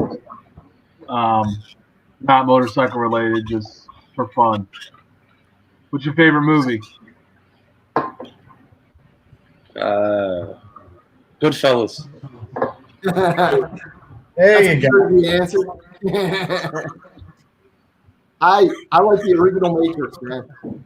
Original Matrix. Yeah. Well, Goodfellas or Smokey and the Bandit? That's a toss-up. That's a good one. That is a good one. Favorite actor or actress, either or. That is a good one. Wow. Favorite actress or actor? That's a tough one. Yeah. I go Keanu Reeves. Okay. Favorite actor. also a bike builder. Yeah. Yeah. If people Wow. check That out is a big, his big bike. bike guy, man. Also a loner, so I can relate. Yeah. Yeah. I would say I'm a Margot Robbie fan, definitely. Margot Robbie. Yeah, man. Is that the chick from NCIS or from CSI? Purely a physical thing. Margot Robbie. What Yeah, is she in? she was the one that played Tanya Harding. Did you see that movie? No. She was awesome in that movie, man. She was Huh. awesome. So look her up. Yeah. Okay, favorite TV show. You got a favorite TV show? I'm pretty hooked on rewatching The Office. I probably watched it like 10 times on Netflix. The Office? Yeah. Bears beat Battlestar Galactica. Battlestar Galactica. Wow. What about you, Nick? I don't watch much TV anymore. I watched Sons of Anarchy when it was on. I got hooked on that for a while. That's a good one. All right, favorite food. Well, of course, Italian food. Come on. Oh yeah, no question. Chicken farm. I'll go with chicken farm. There I'm you pizza go. all day. Pasta and shrimp. Pasta and shrimp. Yeah. Shrimp, I can eat that. She's the chicken Suicide Squad? Yes. Yes. Okay. Yeah. This is a great moment for me, Chris, because you just came up with like an actress that Bert didn't even know, and these guys are always ragging me about the movie trivia. Oh yeah. Because Margot Robbie, man. Yeah, because this guy hasn't seen the most basic freaking movies, man. You can bring up a movie that everybody on the planet has seen, and George is like, yeah, never heard of it. Sorry. What? Hey, everybody's got their own taste, man. That's it. Yeah, well, his taste is watching dudes in spandex on YouTube. All right, vanilla or chocolate? Chocolate. Both. Together at the same time? Yeah. All right. Cats or dogs? Dogs. I have neither, but I would go with dogs. Thank God. What's wrong, Austin? There's only one cat guy in the group. And Yeah, there's only one cat lady amongst us. Where's he at? I don't even know where he is on mine. Anonymous says he's renting a bike to come roll with us if he comes home this summer. If I get home this summer and renting a bike, bring it, man. Bring it. Just don't do it. I got the Sportster. I'll let him rip that a little There you bit. go. You can ride the Sportster. George has not seen any movies. Yeah. Yeah, that's been an ongoing trend on the channel. Hey, I got a really good Jersey-based movie that's pretty funny. It's Garden State. That's a good one. What is it? It's called Garden State. It's a good movie. It's a Is funny movie. Affleck in that? Zach Braff. Zach Braff. Yeah, comedian. Yeah, it's a good movie. It's funny. I haven't seen Natalie that one. Portman, Zach Braff. Good movie. Natalie Portman, huh? Yeah, all filmed in Jersey. She's a massive libtard. Yeah, she is. Yeah, unfortunately. When Hard you to said find anybody actresses, in Hollywood who's not. when you said actresses, I was going to say I was always a fan of Alyssa Milano until she opened her mouth. Oh, gosh. Yeah. That was pretty physical. That's it. Yeah. Yeah. So many disappointments in Hollywood now. Yeah.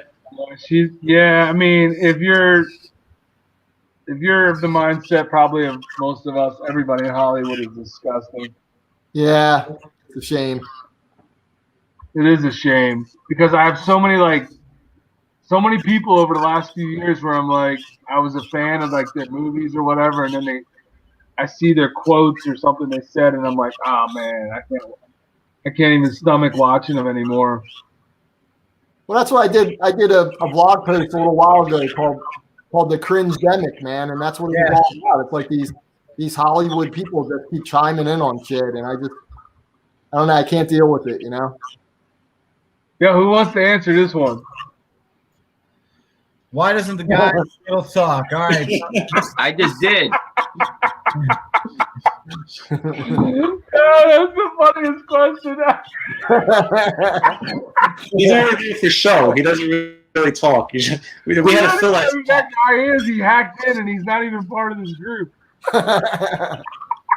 Poor Austin. Austin's having connection issues. He's just eye candy. Yeah. So Austin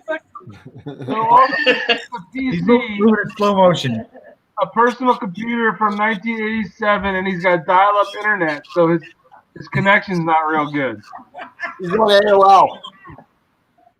You've got mail. Here is dialing. He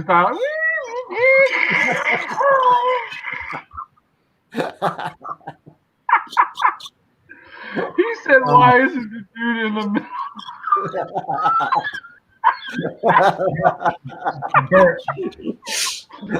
Oh my god, that's the funniest thing I've heard. Put up anonymous bikers. The other one. Which one? He rolls his R's. We won't let him talk because he rolls his R's. He's a bitter little dude. And the most ironic thing is when I watch your vlog, Austin never gets to talk, man. And it's like, and now he's on here and he still can't talk. Yeah. Don't let that dude fool you. He never gets to talk. He don't want to talk. Look at him. He's getting so mad. It's glitching, and it's making him more mad. He talks a lot. He's had we did what, 4 videos on the road line. It was a great series. I mean, the Road King. Yeah. It was a great series. That bike come out awesome. Wow. This bike looks It came out amazing. really nice. That came Yeah. out. Amazing. It's, He's all talked out from that last video where he was on. You got nothing left to say, man. Wow, so that bike turned out great. Oh, it's beautiful. It's nice that he actually can ride now. I tried to do it justice, in the vlog, but when you see that bike parked, I mean, it looks good. That tire's nice. I'm glad he went with the black nacelle or whatever it was. Nacelle. The nacelle. Oh shoot! Austin's posting stuff. He's talking to us through the chat. So if you want to talk to Austin, you gotta look at the chat. Oh, you got some love over here. Hey, I'm trying. Motorcycle Mama just did a pretty good blog post. If you guys haven't seen it, go watch it. She had a little bit of a close call, and it actually got me thinking about doing the next blog post about riding threats. So she got me thinking. Oh, where she almost got hit? Yeah, she almost got sideways. Yeah. Yeah. That was a good video. It was very good. That was good. And the funny thing about that is I was talking to my wife about that, because she loves Motorcycle Mama and watches her videos. It's funny how different we are around the country. Like, so Motorcycle Mama almost got ran over by somebody.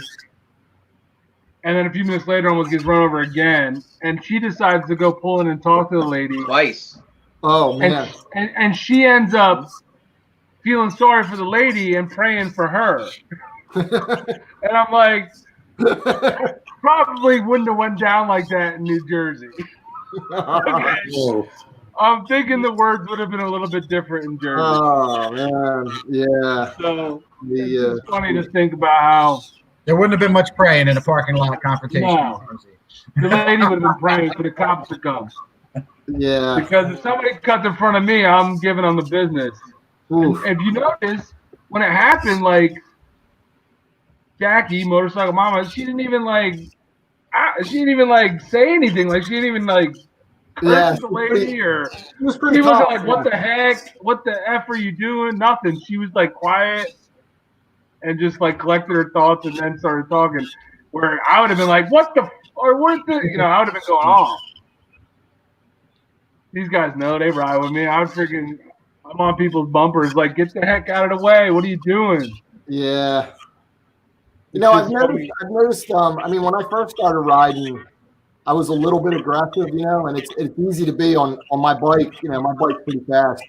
But I've noticed now that I try to ride with just a mindset that people, I just automatically assume that people are going to do stupid shit now. So I try not to get, because what I found out is if I get really worked up on my bike, it's actually really dangerous, you know? Like if I get really amped up on the bike, and I end up riding like way too aggressively, you know? Yeah. So I've been trying to train myself just to ride like more chill, you know? Like, and just presume people are going to do stupid shit, anticipate it, and then try to just settle down, you know? Yeah. Motorcycle Mama said, "I'm trying to be a better person." And I can tell you, Motorcycle Mama, the whole point of what I just said was you are a better person Yeah, definitely. than I am.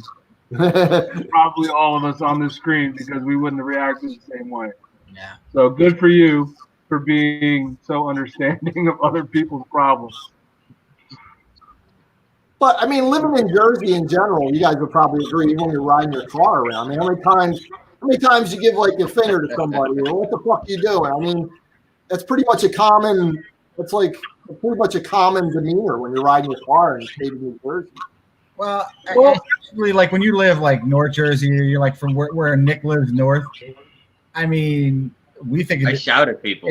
it's Jersey to us, but it's an aggressive culture. Oh yeah.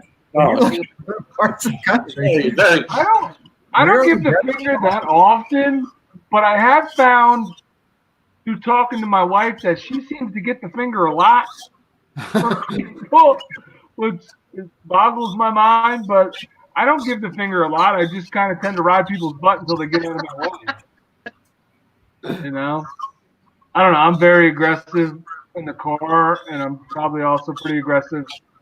I usually notice when we're in traffic on the bikes, when I look in my mirror, all these guys are like way behind me, and I'm like on the car's butt, like trying to get them to move. And I look back, and I'm like, nobody's with me. They're all like way back, giving a lot of room. But I don't know. I'm pretty aggressive. we used to think Bert was aggressive, and then we met this guy TJ in Arkansas, the ornery one. Yo, that's my hero. And we rode with him from Texarkana. Not only was this dude on people's bumpers, he was swerving back and forth behind them. Wow. It was like, you know, Bert immediately found his soulmate. He was like, look at this guy. I've since been trying to modify my riding style to match his. That was awesome. I was cracking up. It's funny. I noticed being on the sports bike when I'm in the left lane. I don't know, man. People just get out of my way, and I don't consider I don't ride up people's asses, but I'll come up on them kind of quick. And I just noticed people will just kind of just get out of your way. It's kind of weird. You see, that's the luxury that we don't have right there. Yeah, not in Jersey. She was carrying. Unless you're a cop, a retired cop, something to do with law enforcement, or you're in like the bail bonds business, you are not carrying a gun in Jersey. And, must be nice to actually be able to have some Second Amendment rights where you live. Yeah. Must be nice. You know, in our state, you just have to get beaten to death and hope the cops get there before you die. I don't know, man. Lately, especially with what's going on, I mean, I've got a concealed carry size 6 hour, man, and I'm thinking about just carrying it regardless. I mean, I've got a concealed license from, you know, I've got one of those. I went to one of those classes where you can get the concealed carry permit from Ohio, and it's supposed to transfer over to 34 states. Jersey's not one of them. Yeah, it was Pennsylvania was one. So we took the class in New Jersey, which would allow you to carry in PA, but yeah, Jersey's not one of them. Nope. But I'm almost thinking of just doing it anyway, man. Just with what's going on lately, it's like, God. Yeah. Yeah, Jersey. Yeah, I'd rather beg for forgiveness than be dead. You know, crazy. Now, Yeah, right. in Jersey, we'd rather call the people with guns to help us and pray they get there in time. Right. Unfortunately, It's funny too. It's funny when you, with all this that's been going on over the last like week, there's been so many things on the internet, and I saw a couple where like people called 911 or called the police for help in things that were going on in their house or whatever, and they flat out told them like, there's do what you can because we're not going to be able to get there anytime soon. Right. So people ask like, why do you need a gun? Why do you need the right to have a gun? Are you serious? The average response time for police is 15 minutes. What can happen in 15 minutes? Right. It's crazy. It's crazy to think there's people out there that don't understand why we should have that right. Anyway, I'm getting off on a soapbox. yeah. But I mean, you live where Bert, and I live. I mean, we don't have a police force. No, The state police are a police force. There's no. There are no cops out here besides. Yeah, our towns don't have cops, so we rely on the state police, which are too busy out giving people tickets for going, 8 miles over the speed limit. So they're not available when you need help. So, crazy. But neither here nor it is what it is. I mean, I'm pretty. I don't know. I think I'm pretty. My view of it is I'm pretty pragmatic. I look at my handguns the same way I look at my circular saw. Man, it's a tool. It serves a purpose. I handle it the same way, and I'm not impassioned about it. I'm not. It's something that I want available to me the same way I want any kind of tool available to me. That's exactly what it is. It's a tool. Yeah. I mean, I go to the range. I learned how to use it. I took safety classes. It's like no different than any other potentially lethal mechanical device to me. PA Biker 65 with the understatement of the year. The purpose is to kill. Is like the purpose of guns is to kill, and I don't see it that way. The purpose of guns is to protect my life and my property. That's what it is. It's a defensive tool. Exactly what it is. PA Biker 65 with the understatement of the year. Jersey's pretty tight. Jersey's pretty tight. Yeah. Yeah. Yeah, sometimes I wonder why I'm still here. Yeah. It's like every day when I wake up. Still love the shore in the summer. I love ripping through the Pine Barrens in the summer, man. Pine Barrens are awesome. People don't understand. It's like no other place in the world. Yep. Yeah, it's beautiful. Yeah. It really is. It smells so good this time of year. Geographically, I love this state. It's really like just strictly politics that ruins it. But the state itself is an awesome state. I mean, there's so much. It has so much to offer. From music to farms, from the corn and the tomatoes to the shore, to being so close to, if you want to go into Philly, New York. I mean, it's geographically, it's an awesome spot. It is. You really can't beat it geographically. I mean, weather-wise, it doesn't compare to San Diego weather-wise, but it has a lot to offer. It's just the politics just ruins it. Yeah, I agree 100%. Yep. Bluegrass said, "No guns and $9,000 property taxes. I think I'll stay in Kentucky." Yeah. I might be his neighbor soon. Hey man, I could go redneck. Man. I gotta lose the accent first. That's I right. could go soprano redneck, man. I could do it. So I moved to Texas back in 2007 just because I mean, my wife and I just needed a change. We just wanted to change. Like, we were just kind of stale with what was going on. And we up and just moved to Texas with, like, I didn't even have a job. Wow. I left and went down there and left them here to go find a job. And I found a job, brought them down. And, I mean, Texas has a lot to offer. But at the time, the timing was bad because I had 2 really small children.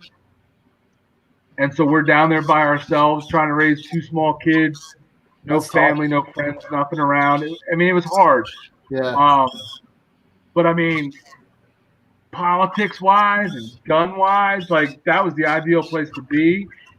But we just, you know, we were there for the time we were there over like a year and a half. Like, we were never out without our kids. Like, you know what I mean? Like, we didn't get to go out on a date or anything like that because we had 2 small kids and we had no one that we trusted to watch them, you know, stuff like that. So we ended up moving back in 2009. And sometimes I wonder if we had moved somewhere south, but not all the way to Texas, you know, maybe the Carolinas, like you were saying, Nick, like North Carolina or something like that.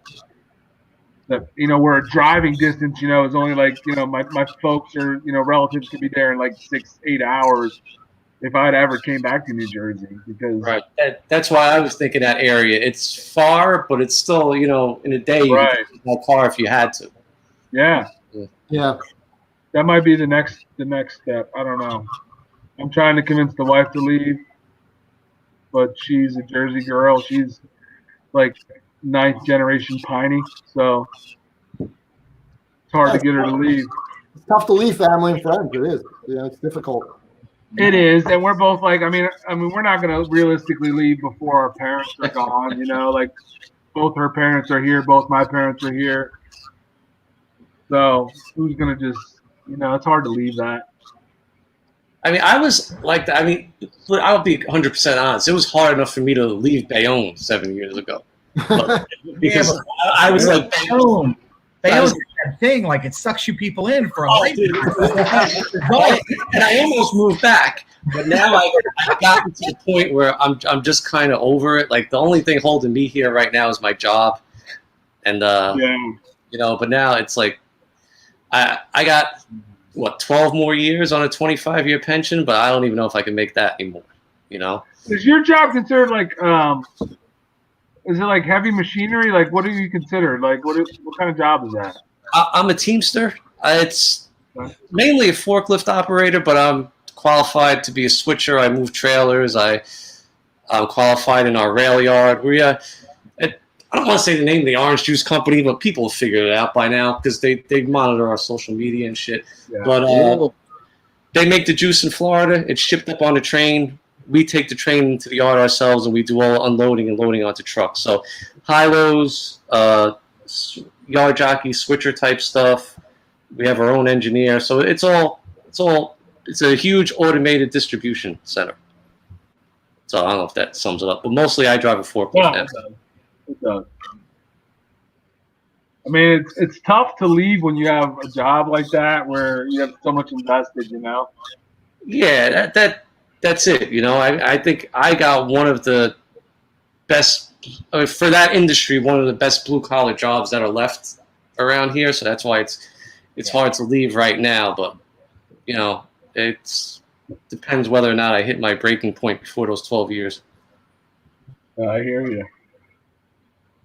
I'm trying to find, like, currently I have a job where I can work from home. I'm trying to find something where I can do that and be, like, somewhere else, south, warm. I mean, I don't want to go to Florida because that's where, like, everyone goes. But I like the idea of being able to ride year-round. I know that. Yeah, so do I. I mean, and I was actually thinking for a while, but my plan was always to go further south in New Jersey because, like, my sister lives down in Bayville. And maybe do that when I had 5 years left and do the commute for 5 years. But now she's even talking about leaving the state. So, you know, I don't know. Yo, that's a long commute to do for 5 years, bro. Yeah, well, I got guys that work with me that commute from Forked River. I got a couple guys from Pennsylvania, so they do it. I mean, but I don't know if I'd want I got a buddy that drives from Forked River. He lives in Forked River, and he drives all the way up. It's way up north. I forget what town it is, but he drives. It's like an hour. It's an hour plus, one way every day. We work in Jersey City, so it's over an hour for him. Definitely. That's a lot. Yeah. Yeah, man. And we got a couple guys out in PA that commute. That's wow. No way. Jersey guy's a teamster. I am the Jersey stereotype, right? Nick's got it. The Italian teamster. Nick buries the bodies. I told you not to say anything about that one. The Bayonne B. Yeah. Yeah, Bayonne High School, 97. Bayonne High School. What high school did you go to, Chris? I went to Paul VI in Haddon Township. Oh, okay. Catholic schoolboy, man. Yeah. My daughter plays them in basketball every year. Yeah. It's not fair, man. They get to recruit kids. It's not cool. They're always good. Yeah. And girls, at least in girls basketball. I don't know about the other sports. Well, I mean, when I went to high school, there was probably our best team was our wrestling team. Denver, Colorado. Yeah, wrestling. I can see that. Woo. Yep. Philly to Pittsburgh to Denver, Colorado to New Orleans. Oh wow. Okay. I thought he went right to New Orleans. He made a couple stops, man. Has Anonymous said what he does for a living, or is that still a secret? He's anonymous. He's anonymous, man. That's why he's anonymous. Does he work for the agency? He's anonymous. Anonymous USA. He's backdooring our side chat right now. There he is. Rolling Stone commuted from Forked River to Rutherford. Ouch. That's a ride. That's a Is ride. that Parkway or is that Turnpike? That's both. Both. Both? Yeah. That's both. Oh my god. Yeah. I used to commute from Hoboken to Trenton. That's a good one too. Well, at least you're going opposite to traffic, but still. There's no opposite way home. That's New Jersey. There's- He said I'm a teamster. That's what we all are. Teamster. Exercise tag 8. What a smart ass. That's good stuff. Waste management consultant. Waste management. He's in concrete. Probably. You're either in concrete or about to be in concrete, right? I mean, that's funny. So any folks over there on the side chat got any questions for Nick or Chris? Now's the time before we wrap up. His baby up. Yeah, before you cut it, I just wanted to say thanks to you guys. I really appreciate you guys having me on here. I really enjoy your vlogs. You guys are great guys, and this was a lot of fun. Thank you. So I wanted to say, back in last September, when we were absolute nobodies with about 100 subscribers, I'm pretty sure you were on the live cast that We were found on. talked about us and actually kind of gave us a little push. Remember that? I was on Dean's live chat, and then I was on another one with Austin. And I had watched you guys when I first saw. It was like, hey, there's other Jersey guys on here, So that live cast was in September. It was mid-September. We were all down in Ocean City, Maryland for OC Bike Week. That's right. And George is like, hey, I think they're talking about us on this live cast. And Austin and I are like, what? What are you talking about? He's like, Mary the Geared Raven, she was a big follower of yours, like right off the bat. Yeah. Yeah, and George is like, I was talking to this chick, the Geared Raven. She was watching our stuff or whatever. We're like, what are you talking? Like, we're literally like beginner level retards. Like, we have no idea. We had no plan. Just like it was like 3-4 videos. Like, we literally just put out a couple videos. George had just talked us into this because I had no desire whatsoever to be behind a camera or in front of a camera. Like, I failed public speaking in college. Like, I don't want to do this. George talked us into this. Here we are, like, having a good time down at the first night down in Ocean City, Maryland. He's like, yeah, we got to check out this. We're going out to dinner with our ladies. And he's like, we got to check this out because they're doing a live stream and they're going to talk about us. And we're like, what?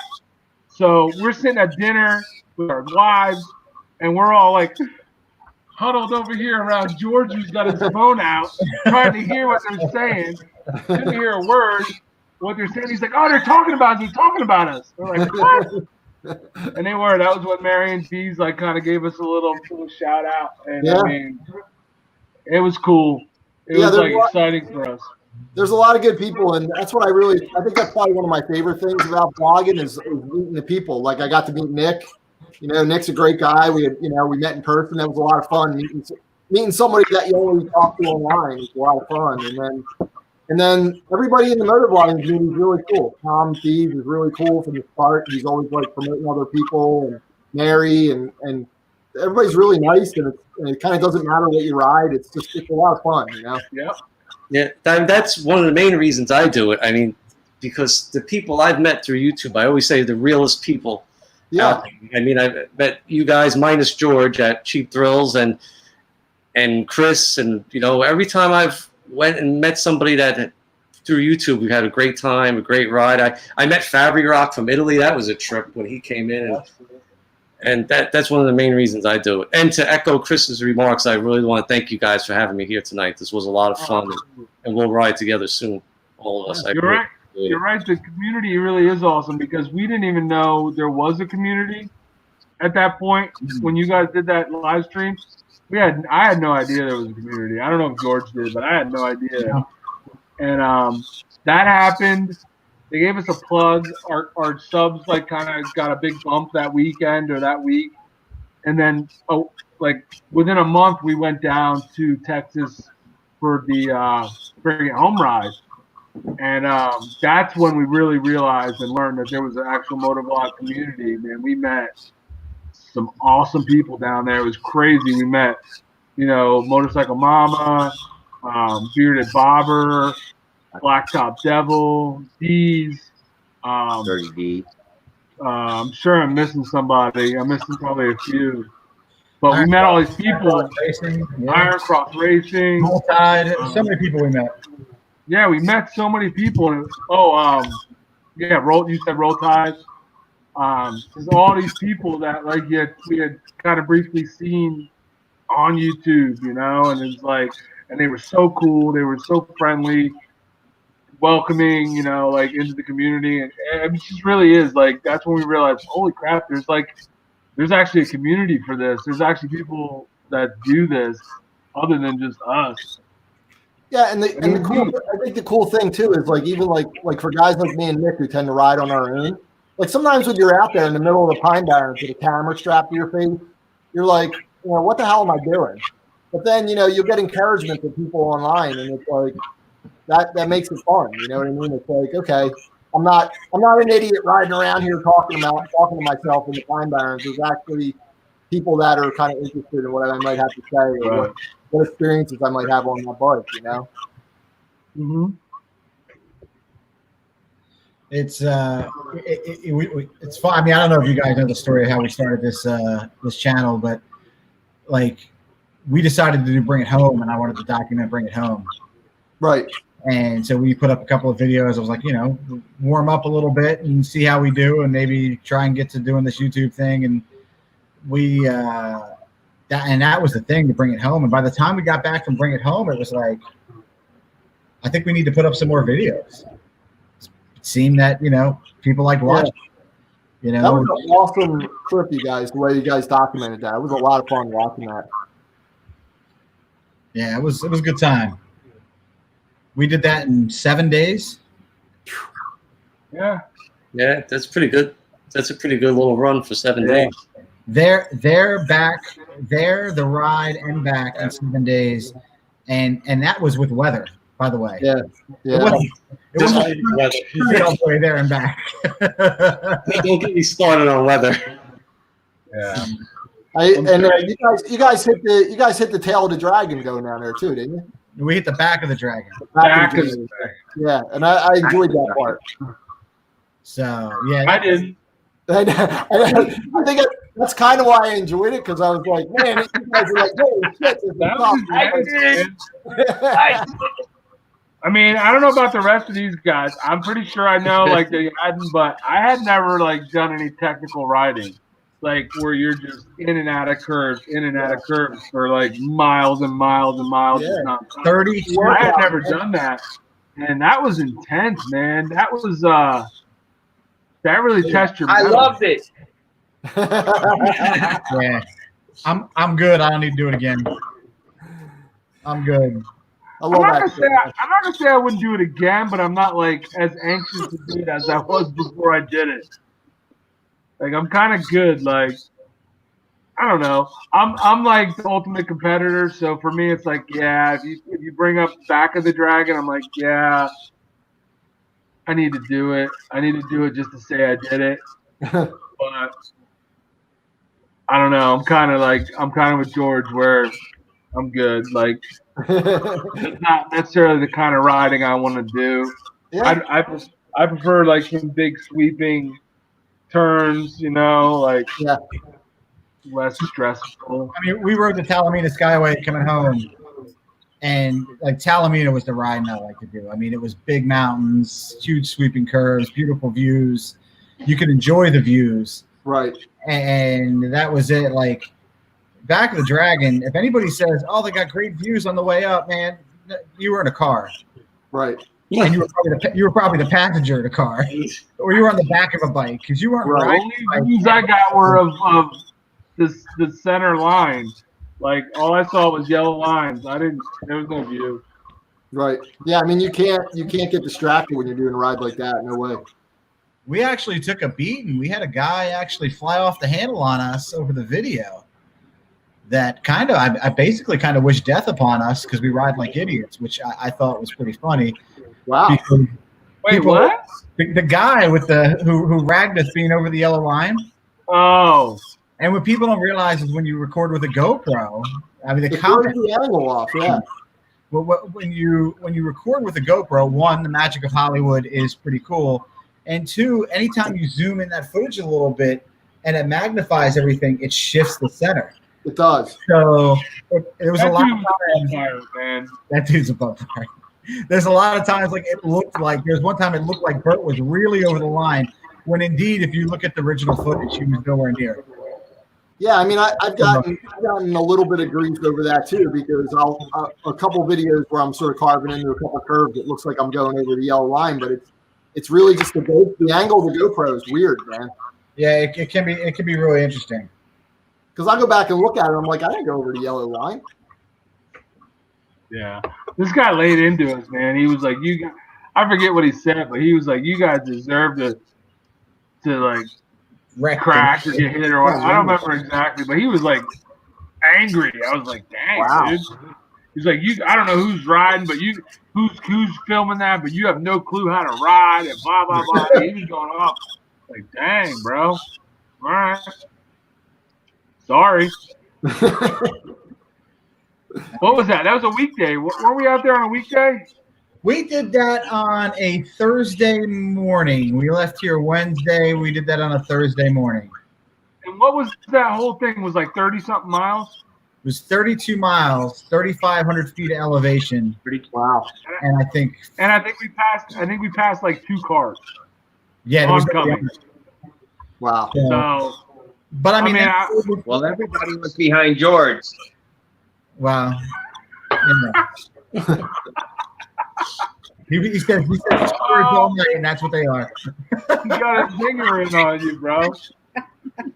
But like, I was kind of playing the odds a little bit a few times. There were a few times, I'll admit, I was a little bit over the line, but I was kind of like, nobody's coming. Like, we had already gone around 50 turns where no car was coming. I was just kind of guessing a couple times where I did get a little over the line, but My life. Why is this guy so worried about it? Like, it wasn't affecting him any. Yeah. That road with traffic. I mean, honestly, the back of the Dragon was an amazing road. It's probably one of the top 10 roads in the country that most people have never heard of. It's two mountains. There's nothing is straight and nothing is flat. And when I mean flat, I don't mean like up or down flat. I mean like bank. This, Right. bank flat. And it is a must do. But I would think like once it gets popular and there's a lot of traffic on it, like what I hear the back of the Dragon's like, I think it's going to be dangerous because some of those turns, are like they fold back on top of each other. Yeah. It's a 180-degree turn. The mountain goes up so that when the turn comes around, it's almost 200 degrees before the road banks back the other way. Uh-huh. So it's and it's second gear, some of it. Yeah. Yeah, like when I did the tail of the Dragon, and when we did it on a Tuesday. I wouldn't go on that road on a weekend. No. There were enough people out there on a Tuesday, and it was mostly the cars coming the other way that you got to worry about crossing over the line. I still remember to this day there was this little silver Miata that kept whipping the other way, and I thought we were going to get it a couple times. But with that said, I would like to do it again because I think I went way too slow. So I'd like to try and do it one more time. And plus, I did it on a Dyna. I need a picture on the road glide. There you go. I got the picture on a Dyna right up there, but I got to get a picture with the road glide. But it's so like Bert said, it's something you do just to say you did. There are a lot nicer roads out there. We were going to do Talamania Skyway this year, actually. So we'll put that off till next year now. It's gorgeous. It's gorgeous. Yeah. Do me a favor when you get to the town with the boxing ring in the center, take a selfie. That's beautiful. All right. Oh, the boxing ring. Oh, my gosh. We missed the selfie on that. So, well, listen, fellas, man, it's been a good time. We thank you guys for coming on. Yeah. Thanks a lot. Yeah, thank you for having us. Really. Hey, listen, we're going to be in contact with you guys, man. We'd like to get all 5 of us on a ride soon. So we'll be in contact. Yeah, that would be a lot of fun. Yeah, sounds good. All right, fellas. Who to Hey, find, man? everybody in the side chat, thanks for watching. Thanks for your comments and for hanging out with us for a couple hours. We appreciate it, and we'll see you next month about the same time. Bye, everybody. Take care. See ya.